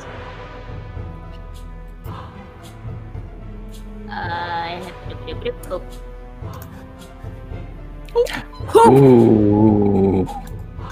You shoot him. I shoot him. So roll that damage. That's 1d6 plus combat bonus. Yes. And if you want, you can spend a fortune to turn that d6 into an exploding die if it doesn't explode by itself. Do you want to do lots of damage? You know what? Why not? Let's have it explode. Let's use one of those fortune points. Does that mean I roll 2d6 then? No, so it's 6 plus your combat, which is whatever your number is, plus 3. 1 because you're inspired, so that's 10. Now you roll 1d6 and we'll see if this continues to explode. Alright. No. So that's a total of 13 damage, Susie. 13 damage. Okay, that is enough to lightly wound him. Boris is lightly wounded. And then I am going to use my last action point to take cover again. Duck out back behind the doorway and just sit below the window because I'm small and I can do that. Okay, so you just with your little gun, like. All right. Okay, Cecily, you're up. There's gunshots ringing all around you. The bell keeps dinging for some reason. Someone's being choked in front of you. Khata's got a big stick. Yeah. These guys are being assholes, and she's just making a lot of noise. So you know what? She is going to grab what's near her, which is they see that chair, and try and hit that goon that's trying to choke Kit. Just like try and come up behind him and just give him like right in the back of the shoulders. All right. So are you doing just like a normal attack, or are you going for like a stunning blow or anything like that? Are you just gonna twat him? Yeah, I'm just gonna get him. All right. Okay. All right, so that's an improvised weapon, Mm-hmm. and that is just the simple melee with combat. Yep. Okay. Okay, 64. Come on. Oh, okay. Oof. Okay. 59. Okay. 59. So that is a successful hit, I believe. I just need to check something with regards to him choking Kit. I think he has to use all his AP to keep it up. So I don't think he'll be able to, like, dodge. I'm pretty sure Oh, that's parry. the case. Yeah. So we had this issue with the zombie last night in our practice combat. Yes, we did. Okay, yep. So he is using everything he's got to keep Kit where she is. So he doesn't attempt to parry the chair that's going to get smashed over the back of his head. That would be... What damage would that be? It would be your combat bonus. Yep. My combat There's always a bonus. D6. And a every day. D6, yeah. Yeah, maybe. Alright, so the Sorry, combat again- bonus is 5, so plus D6. Come Get on. that D6. Almost. Oh, 10. 10. Okay. All right. So, you give him the chair, as they say on the Rassle, and it smashes over the back of his head. Khata, this is your favorite chair. This was the comfy chair. At the end of a shift, when your feet are killing you, that is the comfiest chair in the whole shop. And now it's splinters. Oh no. Yeah, so Cecily just as soon as she does it, she just yells out, "We don't have anything that cures assholes, so why don't you get the fuck out of here?" Get him. I want that on a t-shirt. We don't have anything that cures assholes, so get the fuck out of here. Alright. Which will God bring, bless Cecily. will bring us back round to his turn. And he is gonna maintain, or attempt to maintain the grip on Kit. But I will make this a step more difficult for him, as he has just had a chair smashed over the back of his head. Okay, so this will be it's athletics test. He maintains, so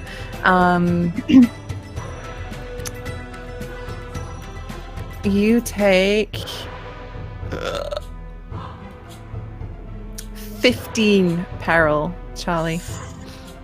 Yikes. Okay, that is going to... Let me find my sheet. That is exactly my +6 peril threshold, so that will move me, I think, 2 down, correct? Yes, Satellite. I believe so.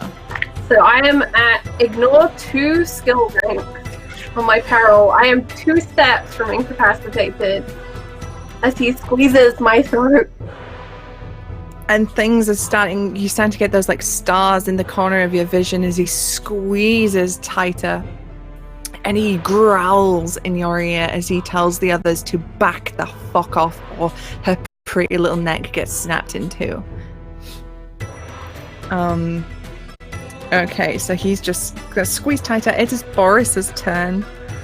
And he kind of, in a very gomless, I just got fucking shot, turns around and sees, he's gonna find out who fucking shot him. And he's gonna use an action point for movement. And he's gonna come out of the door and see Paec underneath the window. He will draw his short sword. And he is going to take aim and then hit you. So this will be a step easier for him.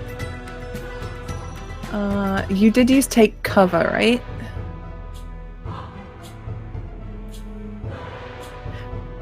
But I feel like that really only applies to ranged attacks.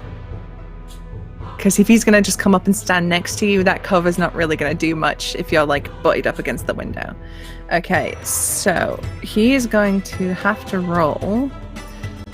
And oh, okay. Yeah, he did that. Do you have any AP left from your last 10? You've used them all, right? So you cannot parry this. He is going to hit you.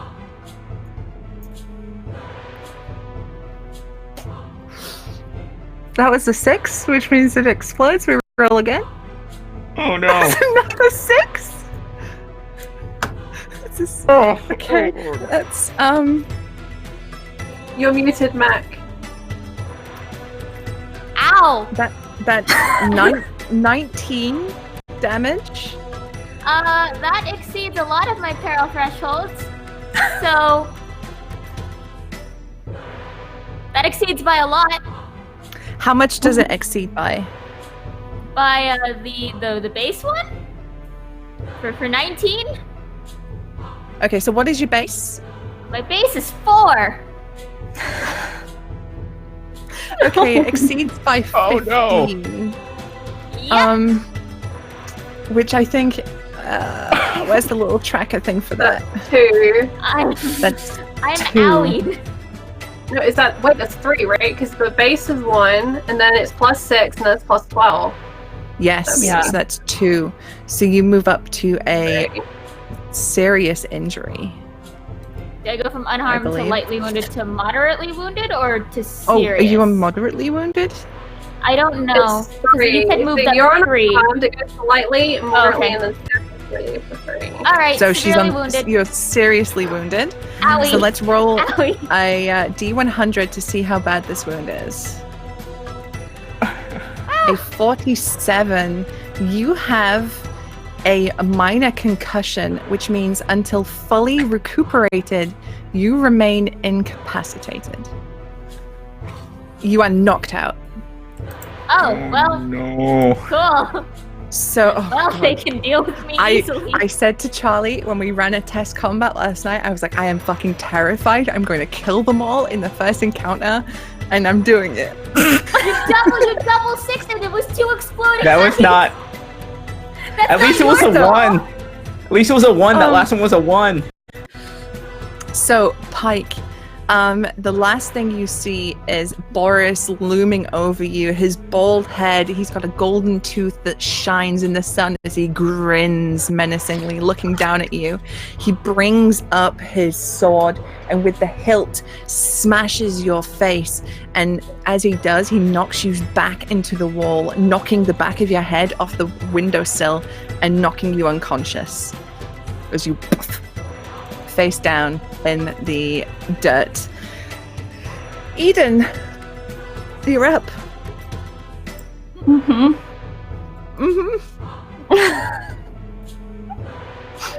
Okay.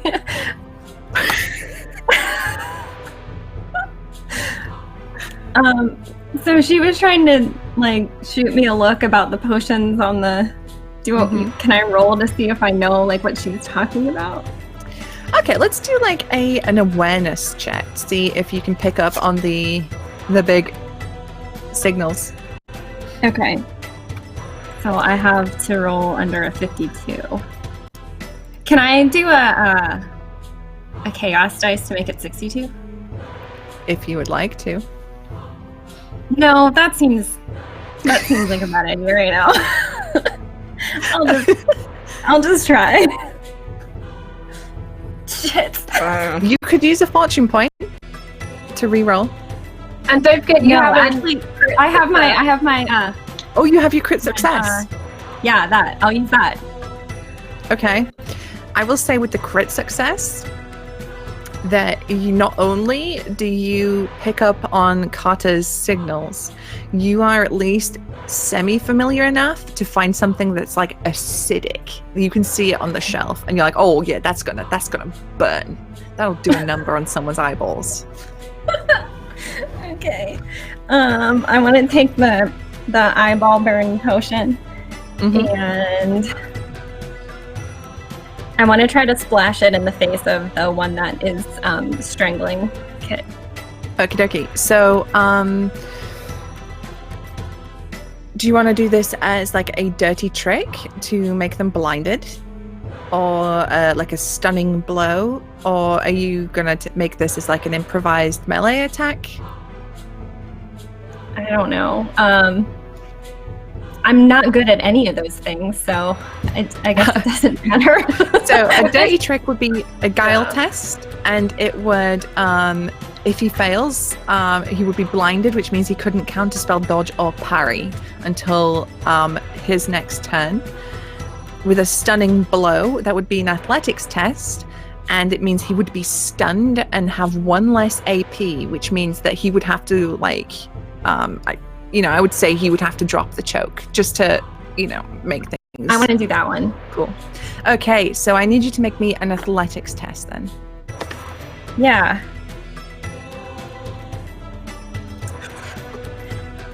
Don't You worry. can do this. I believe you. I believe. I have a 38. So. You can do it.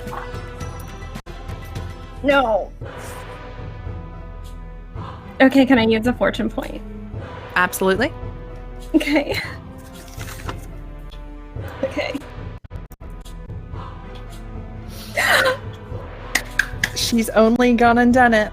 Okay, so he needs to make a toughness check to resist this. Okay.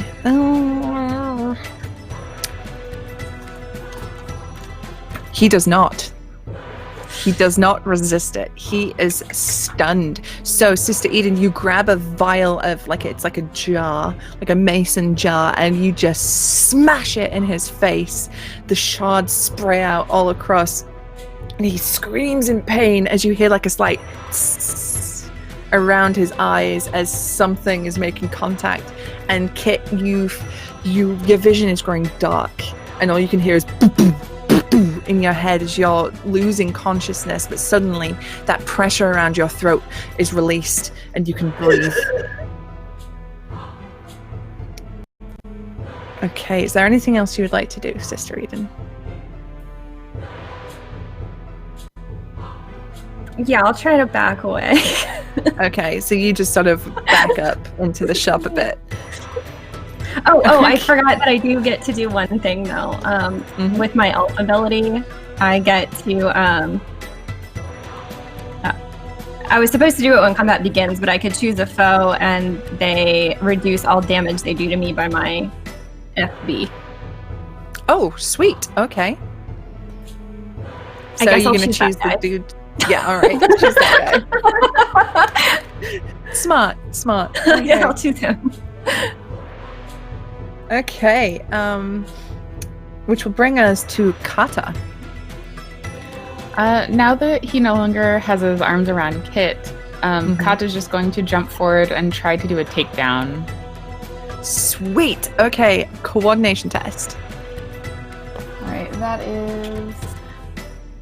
I need to get below a 51. I believe in you. No! Oh my goodness. Okay, well that didn't work, but I can still make an attack. You sure can.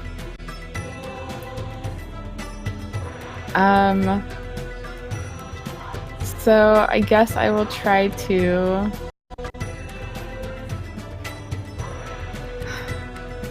I want to... I also have like a little dagger that I want to try to stab him with. Before I do that, I want to dip it into a potion so that if I hit, I want to do a dirty trick. Does that make sense? Okay, I get you. All right. Okay. Okay, so first the attack, which needs to be below a 41. Oh my gosh, the worst rolls today. Khata, no. All the good rolls go on intimidation. Yeah. Yeah. So in that case, I'm gonna do Litany of Hatred. Okay. So make an intimidate test. Here we go. It's gonna be the one time I don't intimidate someone. Okay. So, let's see. Number of foes equal to FP. So 4, so both of them, I guess. Okay, so you do it to both of them. You unleash a litany of hatred. They suffer -1 damage and peril thresholds. Okay. Khata also just looks so out of her mind with frustration that nothing is working. What is this litany of hatred like? Is it just swearing? Is it like a growl? Is it... It's definitely like when she tries to like tackle him and it doesn't work, so she tries to stab him and that doesn't work, and she just sort of like leans back and puts her arms up and then just like releases a huge like screaming growl that shakes all the bottles in the apothecary, like almost shaking the very foundations of the building. Ooh, okay. I dig it. Okay. Kit, you're up. Okay. You can breathe. I can breathe. I take a breath. I look around, blinking through eyes. What do I see, Susie? Okay, so you see Sister Eden has backed off into the store. She has the remnants of the ink of the spell she cast upon you on her hands. There's shattered glass around you. The guy who grabbed you is at your back. Khata is to your right, and she's just let forth a bellow. The door frame is now empty. You cannot see the other men. You can kind of see his silhouette through the window. Okay, I am going to take aim and shank the guy that had a hold of me as I pull my thigh from my waist, and it's pronged, and she's just gonna push as hard as she can into this person's meaty bits. Oof. That is mean. Okay, so roll as that combat. Just double checking. Because this is a finesse weapon, I asked Dan specifically about the spy last night. It's not in the official book yet, but it is going to be added to a book. It's a finesse weapon, so I get to use my agility bonus on the damage. You sure do. But for now, it's a simple melee attack. It's at 50% plus an additional 10 because I took the take aim action. So that's 60%. And any modifiers, Susie? I don't think that vial was as big of a thing to cause like an environmental issue, so I think you're okay. So no modifiers right now. Okay. And he's blinded, which affects his parry ability, correct? Yes, he cannot dodge, parry, or counterspell. Alright, 60, here we go. No! Okay. Do we have any fortune points left? You have 3 left. Team, do you mind if I use one? Go ahead. Yeah, go ahead. Alright, Go ahead. team says yeah. No! Oh, he's stunned, not blinded. That's right, sorry. Why? But it doesn't. So doesn't the factor. 78, so 2 of my action points gone. I've used an attack, and I've used a special, I think, with taking aim, right? Yes, that's a special action, so you could do a perilous stunt. Yes, I want to just try and take him down. She's kind of gone at him with this sigh and just completely missed, and she's going to come back with the other arm and attempt to just push him down and over. Okay, so that is a coordination test. Alright, so this is at 50%. No. We are. The Okay. dice cursed me. I'm rolling like Lindy yesterday when being chased by a serial killer wielding a palette knife. Oh like, no. there is no hope here. So, Kit, your world is still spinning. You know, your vision is not quite in it. Your ears are ringing. You can just hear that boom, boom, boom, boom of blood in your head as you swing for where you think this guy is, unleashing that fury, but just unable to connect. Paec, you are unconscious. Oh, Cecily, sorry. That was really mean, but you were just... Sorry, I didn't mean to do that. That was so mean. All right. Wow. All right. It's my initiative chart. I'm sorry. All right. It is dirty fighting time. So like, Sisla's gonna try and like, while he's occupied, she's gonna just try and like trip him, like so he's on the ground. I'm gonna do a takedown. All right. So let's go. Coordination test. All right. Coordination. All right. Do I have that? Okay. So it's 58. Come on, please. Good roll. Just flat, no modifiers. Oh, you got to be kidding me. All right, you know what? I am going to take aim and just try and take a bottle and just try and just whack him on the back of the head with it. Okay, so take aim for an action point, so you get to add 10% to your next melee attack. Okay, that is 74. Come on, please. Please. Okay. Okay. He has reduced AP. So he will actually spend an AP to parry this attack. So he needs to make a combat-based skill test. So let me see.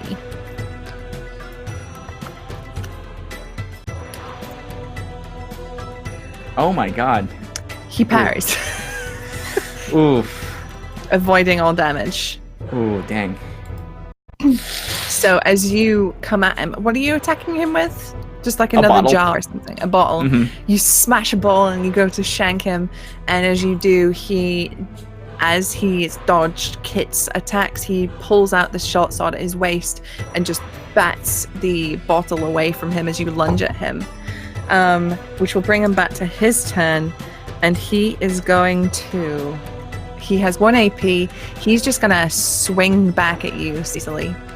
Okay. Oh boy.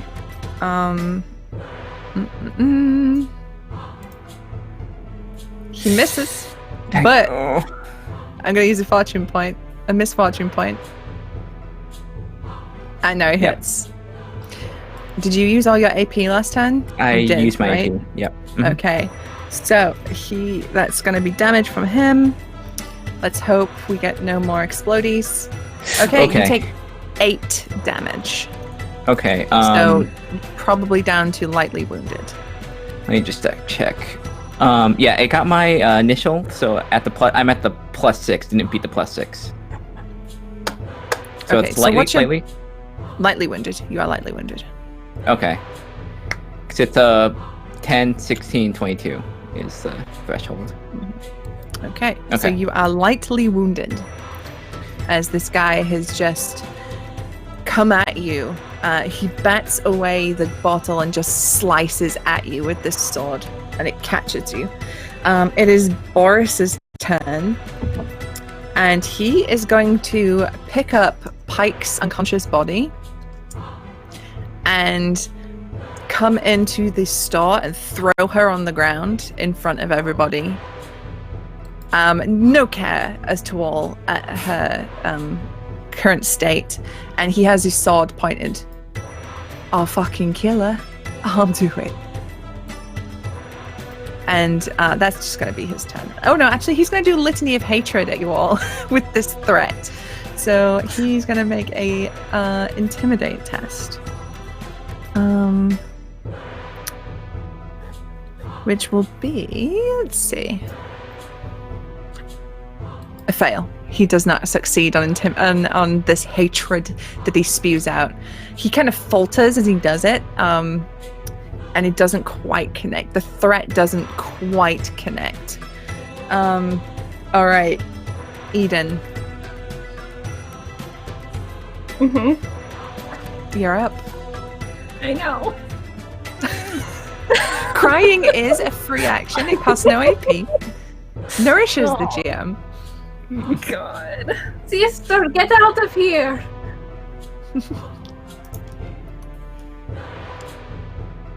Okay. I will cast I never know how to say the name of this. Aegis? Aegis? A-E-G-I-S. How do you say that? Aegis? Okay. Mm-hmm. So that would just give me like a little bit of armor. So I'll do that, and I'm going to try to leave. Okay, let's have an incantation check Okay, for your spell casting. let's do that. That is a 55. Yeah, I did it. I have really good incantation. That's the only thing I'm good at. It's a super good shield that you like. That you managed to conjure around yourself, and I think It's like wind. Benefit for critical success on it? I'm not entirely sure when it comes. It does. Yeah, actually, as above, you are immune to damage inflicted by ranged weapons. Dang. Okay, so I think as Not Sister Eden bad. does this prayer, she casts this spell. I feel like maybe she gets temporarily like there's a little flash of like holy energy that surrounds her that lets she has done this spell very good. Best spell. It's very good spell. Thank you. I'm gonna try to leave. I'm just gonna try to run. Okay. So Boris is stood by the front door. Khata, Can I jump out a a door window? in this door? There is a back door, and when Kit said, like, sister, save yourself, Khata would have said, go out the back. Okay, I'll just try to find the back door. How hard can it be? Susie, how hard can it be? I don't know, Lydia. How hard can it be to find the back door?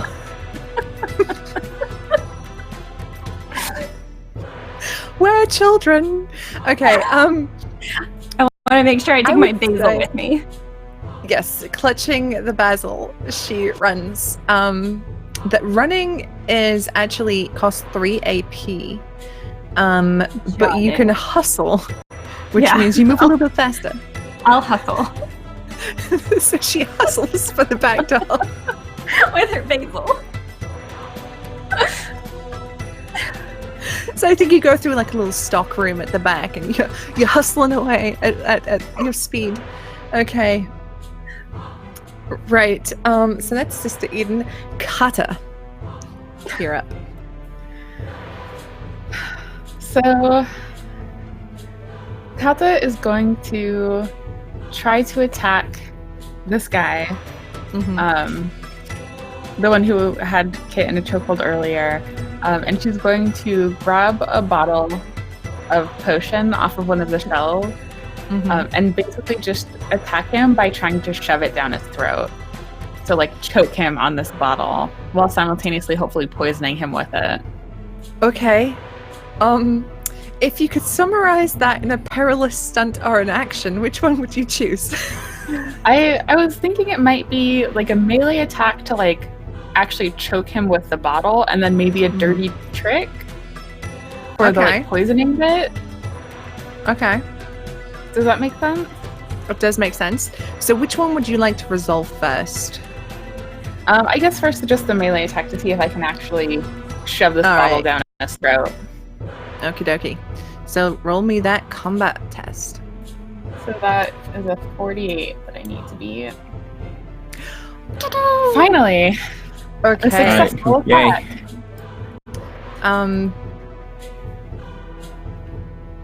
He used his AP. So he can't parry you. So that hits, so roll your damage. That's your combat bonus, plus a d6. +1 from the inspiration. Oh no, you did the No. inspiring. Yeah, so that'll be 6 damage. The inspiring doesn't actually affect your damage, it's just your damage threshold. Oh, I see. Okay.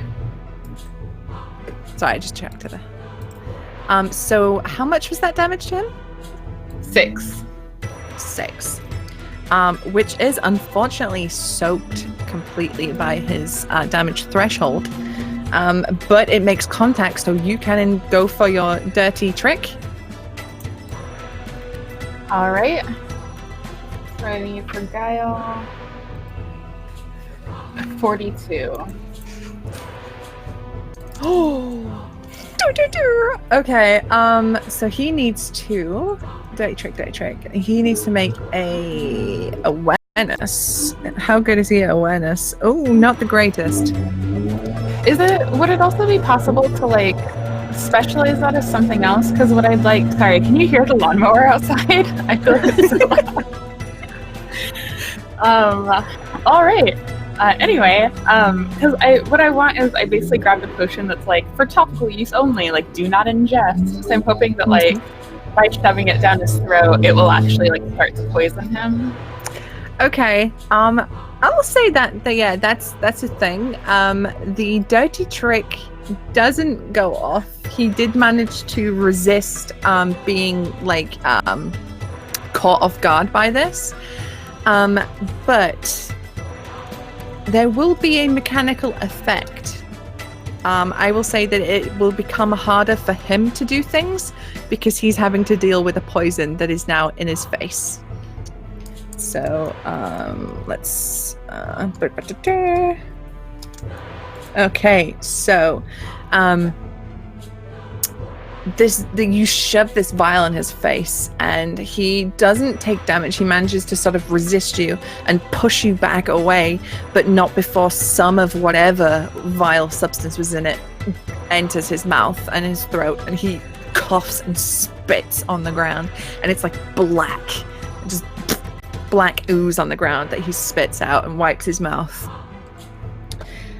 Is there anything else? You have one action point left.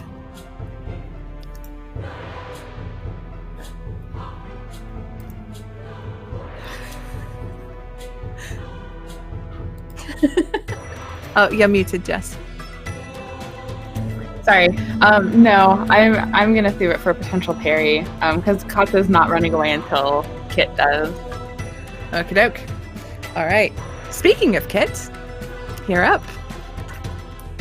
All right, seeing as the fight is continuing, she's gonna take aim and try and disable this dude some more.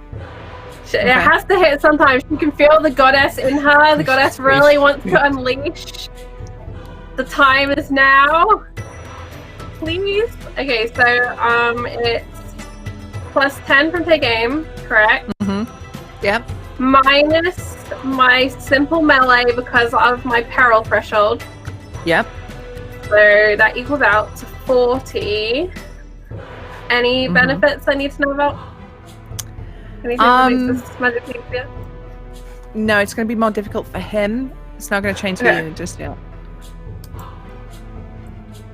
Yes! Okay, so it is more difficult for him in addition because I'm using a Psy, which is a defensive... No, that's the wrong way around. Psy helps me. He's fine. I was thinking of He's when got it no was AP the anyway. Okay. Yeah. Cool. He has no AP, so just roll your damage. So I'm an elf, and I have Fey Treachery, and the first time I hit someone in combat, they take an additional Fury dice. Oh, I'm Jesus also flowing with the Christ. rage of the goddess, thanks to Eden. So that's 2 Fury dice, plus my additional starting Fury dice. So I'm rolling 3 Fury dice. So this is the first one. 1, 2, 3. Alright, so that's 10. Plus my base of 6, that's 16 furious stabby damage. It is weak, so it can't give him a grievous wound. Okay. So, so that was 16. Correct. He moves down a step on the wound chart, so he has now gone to a moderate injury. So let's see what injury you inflict upon him. A 9. You give him a black eye. High would have been better, Susie. Can you not have just, rolled? I'm sorry. But that means that until fully recuperated, he must flip the results to fail skill tests which rely on vision. And then I want to use my last AP as a movement, and I want to try and basically move myself to block Paec's body from menacing sword guy. Okay. From bodies. from Boris. Okay. So, that's your movement, right? To get in the way. Yeah. Did you say? I think Okay.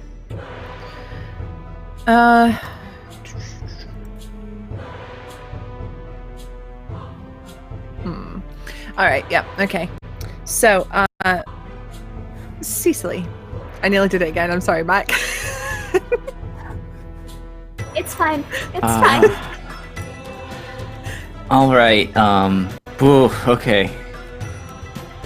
All right. This other guy's pretty messed up, but there is still a gentleman with threatening to kill my friend. So I'm gonna go and try and disarm him. Try and take that sword away from him. Just kind of like knock him with the Okay. with the remainder of the bottle, and then just try and like get that away from him. Okay. Sweet. Okay, that's a coordination test. Yep. Okay, that is coordination. 58. Come on, please. Please. That is not great. No, it doesn't do it. You have 2 fortune points left. Mind? Should I? Yeah. Okay. All right. Come on. One of these days. Oh, okay, yes. Okay, so to resist, he has to make a coordination check, but I would say that this is something that relies on visuals, right? You got to see someone coming at you to knock this out of your hand. So he has to flip to fail this. So we'll see. We'll see how it go. Okay, coordination.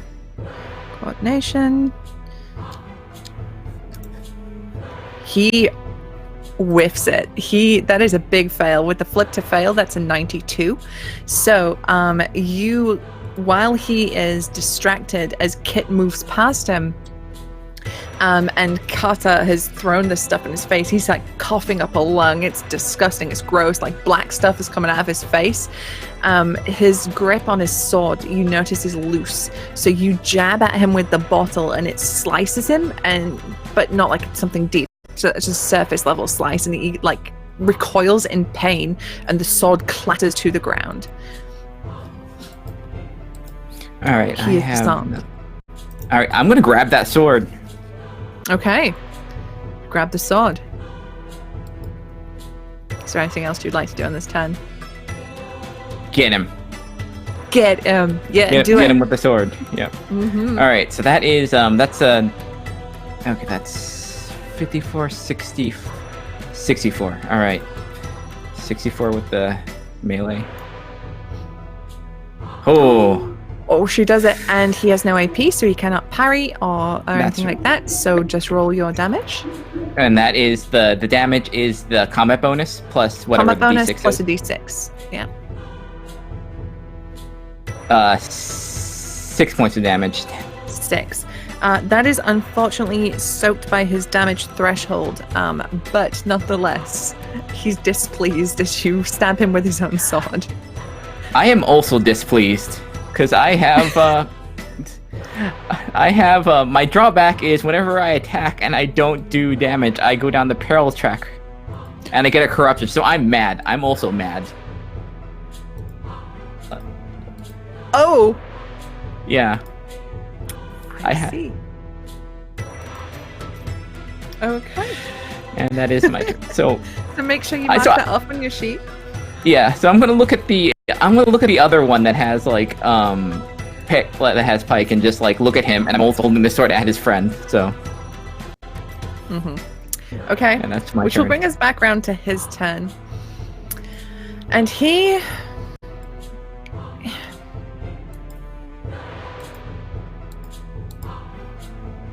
is going to attempt to stunning blow you, Cecily. He says, I fucking said just give me what I want and none of this would have happened. And he is going to make an athletics check to attempt to hit you.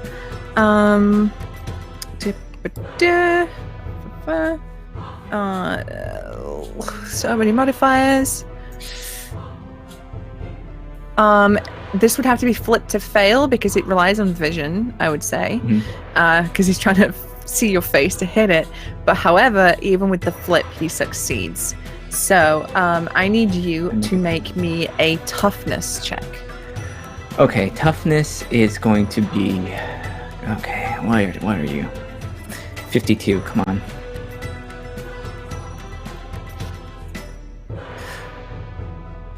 Nope. Ooh! Okay, you are not stunned.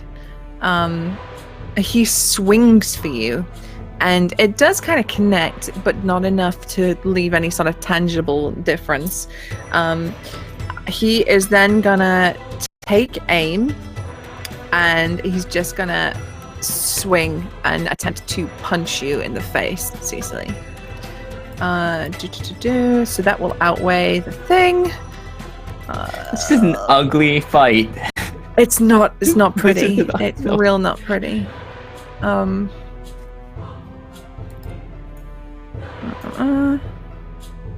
He misses. He swings. Swing and a miss. Okay, it is now Boris's turn, and as Kit moves up to intercede between him and Paec, he laughs. And Kit, you see that wide, evil grin with the golden tooth as he says, "Oh, so you're stepping up to the plate, are you, little lady? Well, let's dance." And he is going to... He's also going to take aim. He's going to spend 2 AP to take aim. And will then attempt to hit you with his sword. So... He does it. But I believe you have AP? Or did you spend it all? You spent it all. Okay, so... you take 9 damage as the sword just rakes across you. And he laughs darkly once more. So that moves me 1, 2. I think that would be moderately wounded. Okay. Would you like me to roll for it, or would you like to roll for your injury? You roll for it. I can't roll low. I want to roll low. Oh, no. 78. I said low, Susie, low. You have a strained groin. Until fully recovered, you cannot use any movement actions beside take cover or hustle in combat. So I strained my how groin to Paec. Let it be known. I appreciate you so much. She just can't see it. She can't. So what how I imagine- think this happens Yeah. is as he rakes at you with the sword, it connects, but because you sort of step back and you take a wide, low stance, it doesn't connect fatally and just leaves you with a little wound. But in doing so, you're like, definitely pulled something. Stretched too far. Okay, so that was his full turn, which will bring us to Eden. You are hustling out of there. Hustling. Are you gonna hustle for the full turn, or are you running? I'm a run. Okay. Where are you running to? Oh, to the soup kitchen? Okay. You can't let him run? No, I'm just kidding. I want to run into the street and try to find a guard, like a like a city guard. So roll me an awareness check Okay. as you sprint into the street.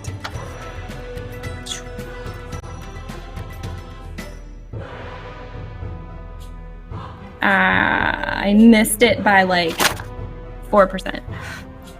Yeah, it was just like a standard check. Dang it. Okay, so you're in a panic. You're looking around desperately for a guard somewhere. You can't see anyone right now. Cool. Okay. So a run is 3 action points, so that would be your full turn. Do you want to like shout, like call for help or anything Oh, while you're doing this? I definitely want to shout. Okay. All right. So Eden takes off into the street. She's shouting for help, calling for the guard. Khata. Khata is going to try again to take down the one who had Kit in the chokehold earlier. All right. This guy's looking pretty rough in front of you. Like, he's taken a good couple of whacks. Good. That's gonna be. I need to beat a 51. Oh my goodness. Ridiculous. You have 1 fortune point left. Do y'all mind if I use it? Go ahead. Yeah. Oh, we can offset this. Oh. All right, taking him down. Oh, okay. So he has to roll to resist that for a takedown. It's coordination. I would argue that he does need his eyes for this. Because you kind of need to see when someone's trying to spear tackle you. So we will flip to fail. Nope. He succeeds. He is not taken down. My goodness. Wait, no, hang on. It's going to be harder for him because he's coughing up his guts. Takedown's coordination. And then... No, he still succeeds. God damn it. No. It's close, though. I don't want you guys to die. Since that doesn't work, she's just going to swing again with her staff. Mm-hmm. Get him. Which is 48. Okay. Okay, she connects. He used all his AP, I think. So he cannot do a sort of reaction. So roll that damage. 8. Unfortunately is not enough to move him down again on that track he absorbed by his damage threshold. Nope, wait, because he has that one, because of the big swears that you did. You do knock him down a track, so he is now seriously wounded. Would you like to roll for the injury, or do you want me to do it?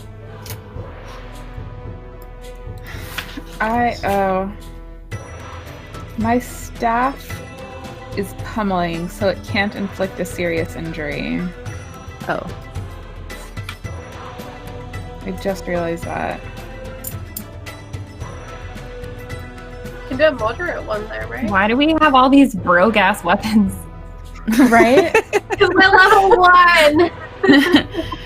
1! Would it do anything to just do another moderate injury, or should I attack with my dagger instead? It would give him another thingy, a little debuff, as it were. Moderate I injury. guess I'll do another moderate injury. Give him the thing. Okay. So let's have a look. Let's see what we got. It's a 3. Oh no, he's fine.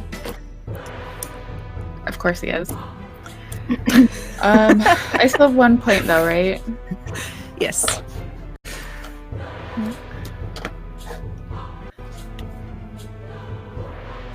What would you like to do? Actually, I don't know if there is anything else I can do.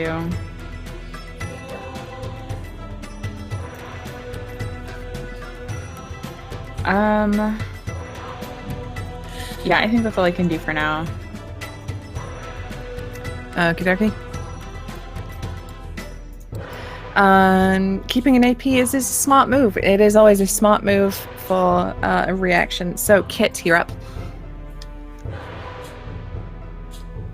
I take aim on Boris and I stab at him.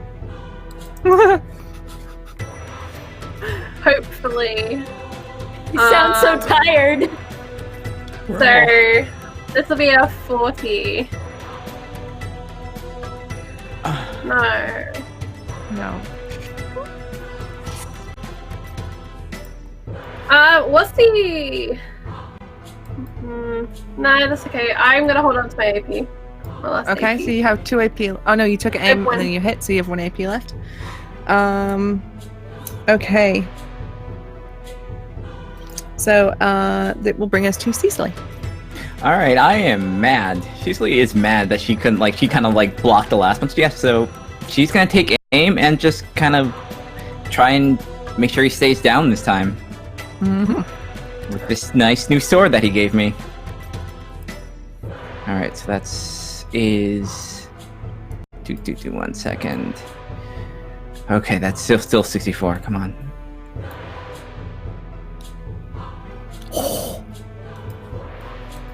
All right. Okay. Roll that damage. Roll those bones. Okay, that is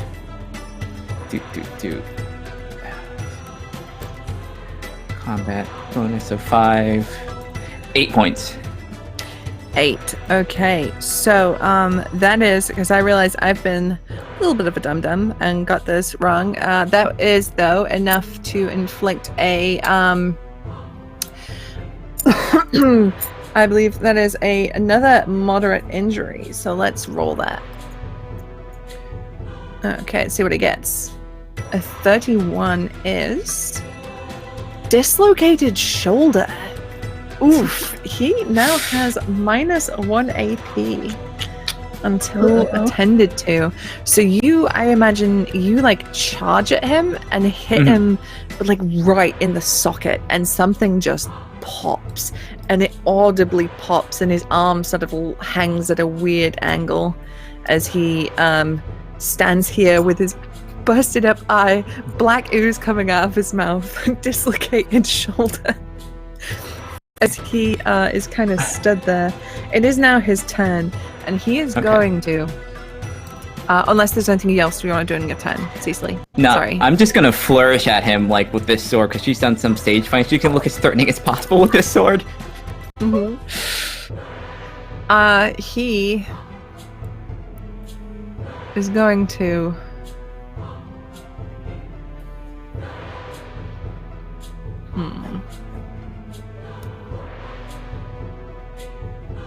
He is going to hustle out of that. He's going to attempt to run away. So he is moving out of the attack range of Khata and Cecily. So you both do get opportunity attacks if you have an AP left and you would like to use it. So Khata, if you want to hit him as he runs away, same for Cecily. If you have an AP. I definitely want to hit him. Oh, no, wait. That doesn't cost an AP, so you could just hit him. You're muted, Shauna. Oh, yeah. Got him, I think. 2. Yep, Cecily hit him. Khata, do you hit him? Oh! Finally. Get on this. Oh! The Fury. Okay, both of you roll your damage. Oh, all right. I get to go again. You do get to go again. Jeez. Mine That's is 15. 11. Okay. So 11 and 15. Okay. This poor fucking dude. Alright. He has taken a lot of hits. He is I feel like at this point he is on the Grievous chart. He has been hit to shit. So let's just roll in here for shits and giggles. That is an 80.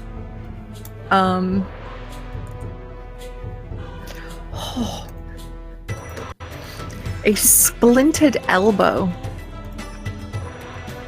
So, until fully recuperated, he cannot use one of his arms. He must undergo surgery. He is basically fucked in an arm. So as he tries to run past you, you both just lash out with everything you've got.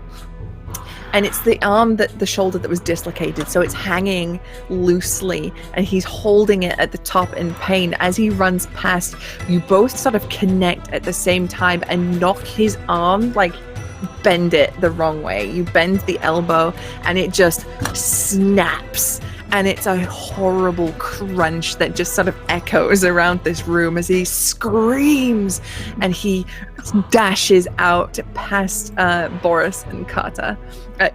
Kit, sorry, it's 2 Ks, it's messing me up. As he dashes past Boris and Kit into the street, and he is holding this arm, screaming in pain, with one really big swollen as he eye. runs past me, I can't use my reaction to stab him. You could, yeah. I mean, he's going into and out of melee range, so... Yeah, Kit sees this runner, and she's just gonna turn around, not knowing he's trying to escape, could be running at her. She's gonna attempt to stab at him. Do it. Alright. Yeah! That'll hit. Roll some damage.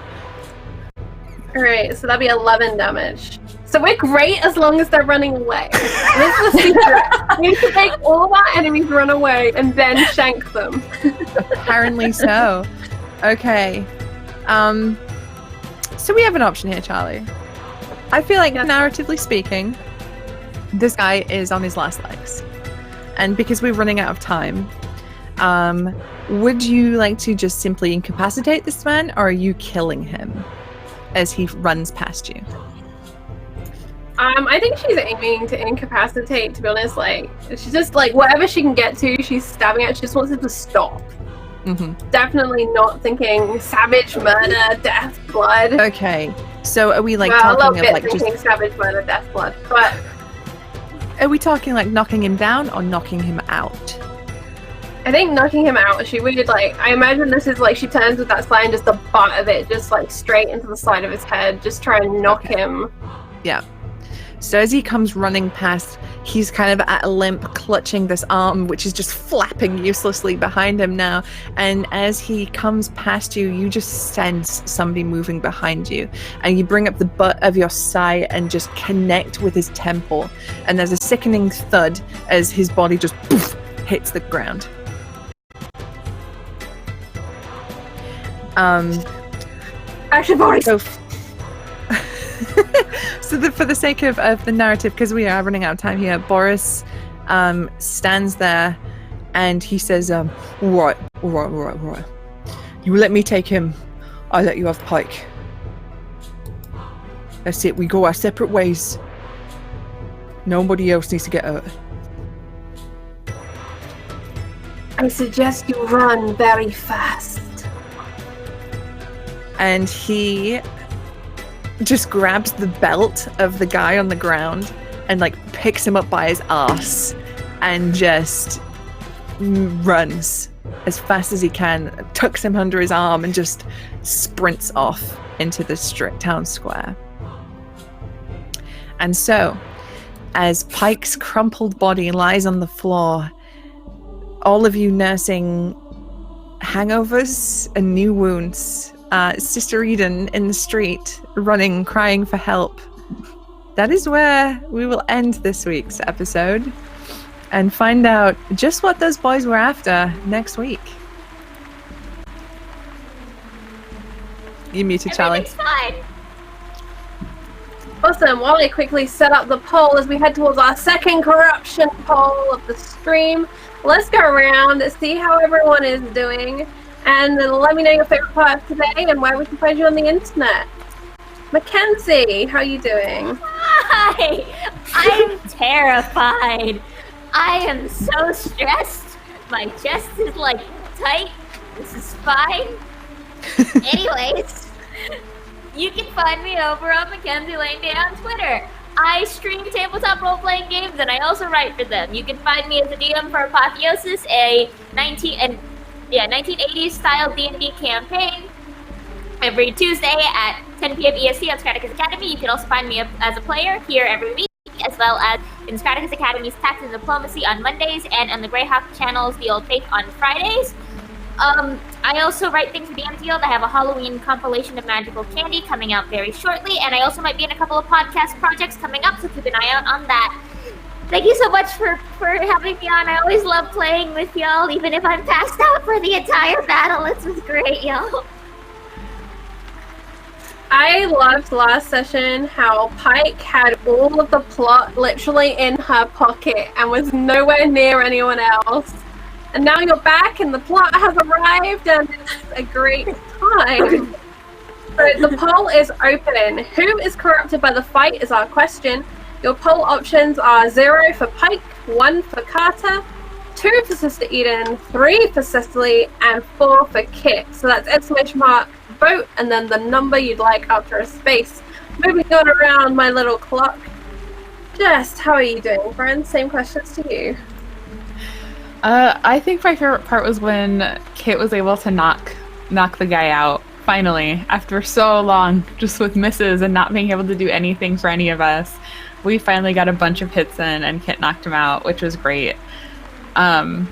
I'm Jess. You can find me on Twitter at WriteJessR, and you can find I do lots of podcasts and streams, and I've got some work up on DM's Guild and Drive-Thru RPG, which you can find on my website, writejess.com, which is WRITEJESS.com. So go and check that out for all of that goodness. And speaking of goodness, how are you doing, Lydia? I'm great. Wow, so that was a lot. I'm gonna say that my favorite part was still probably the basil. Because I feel like I've learned a lot about units of measurement when it comes to herbs. Yep. And if there's one takeaway from this, I feel like that's a really important one. Hi, I'm Lydia. You can find me on Twitter at Lydia Heals, which is brand new. I was reborn yesterday around lunchtime. So if you want, you can find me there. You can find me here playing Zweihander on Wednesdays and various other places occasionally. And if you follow my Twitter, you'll see it. That's it. Awesome. Thank you very much, Lydia. And Shauna, how are you, friend? I'm stressed, but I'm happy we survived. That was one of my favorite parts. My favorite things was we're all very good at like stabbing a fleeing person, so we have to remember that for later. Yeah, so I'm Shauna Flying Cirrus on Twitter, where I have most of my games posted up there, including we did on Parsec RPG, we did a special Avernus thing where my bard was mean as hell. Like the meanest I think my bard has ever been in my life. And there's artwork on there, so that's coming up. Inktober is coming up, so yeah, getting ready for that.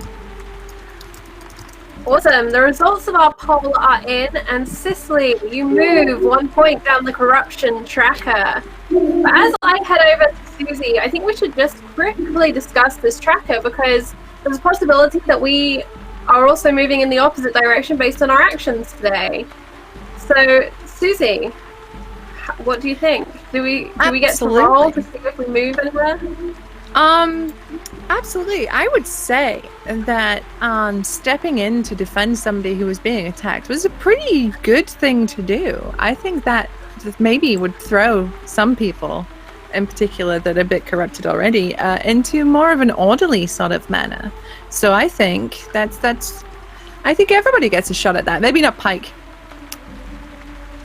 Okay, so I believe from the rules we roll a 1d6 and we'll use it like a fury or a chaos dice. So on a 6, we succeed, and obviously on a 1 or below or above, sorry, we don't go anywhere. So in the good old fancy grounds, roll those 1/6s. Nope. Nope.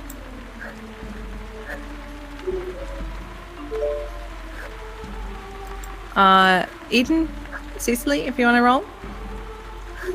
Oh, can someone roll for me? Sorry, just like it closed out. Oh, did it? Yeah, I can help okay. you. That's fine. Oh my god, I have never so many seen so many fives. 5s. So all so close and yet so far on that order tracker. So Susie, how are you doing, friend? So as I said during combat, when Charlie and I did a test combat last night, I was like, I'm really scared I'm gonna kill everybody, and then I knocked Mac out within like 2 rounds. I was like, oh shit, I'm doing it now. I'm killing them. But I really enjoyed this. I did heck up a bit on some of the rules. It is still a new system to me, so I'm a little bit iffy, but I will get better, and the next time it will be solid rules, maybe more murder. It might be worse for you if I know the rules better, is the thing. So, maybe it was a blessing that I mucked the rule up a little bit. But I particularly enjoyed the world building we do every session. Like Paec Alley just being a constant. Wherever you are in the city, there's always a Paec Alley. We've got grips, you can measure the measurement. How much is a grip? I don't know. And, it's never too difficult to find the back door. But you can find me. Into it. I was gonna say how much is a grip. It depends on what you're grabbing, but I mean, this is why we can't call it a grip. As I mentioned when I was like, we can't do that. Anyway, moving swiftly on, I'm Susie, otherwise known as Susanna Grace. I'm a variety streamer who does video games, tabletop RPGs, and art streams. You can find me all over the internet at Susanna Grace, but you can find me tomorrow on RPG Webby, where I will be playing everyone's favorite, Sir Gorman Paec, Uncle Gormy to his friends. In the big battle episode of After the Fire, I will be wearing my makeup beard, so tune in for that, because I'm very excited. please do go and check that out if you love a little bit of grim dark fantasy. That will be over on RPG Webby's channel tomorrow. Check out all of these wonderful people here. And come back tomorrow to this channel at 4 p.m. Eastern, when we will be playing Unhallowed Metropolis with DM, Hollowtail, and the crew. Things are getting dark over there as well. So, until then, try not to roll too many nat ones, because we really need them in this group. Good night, friends.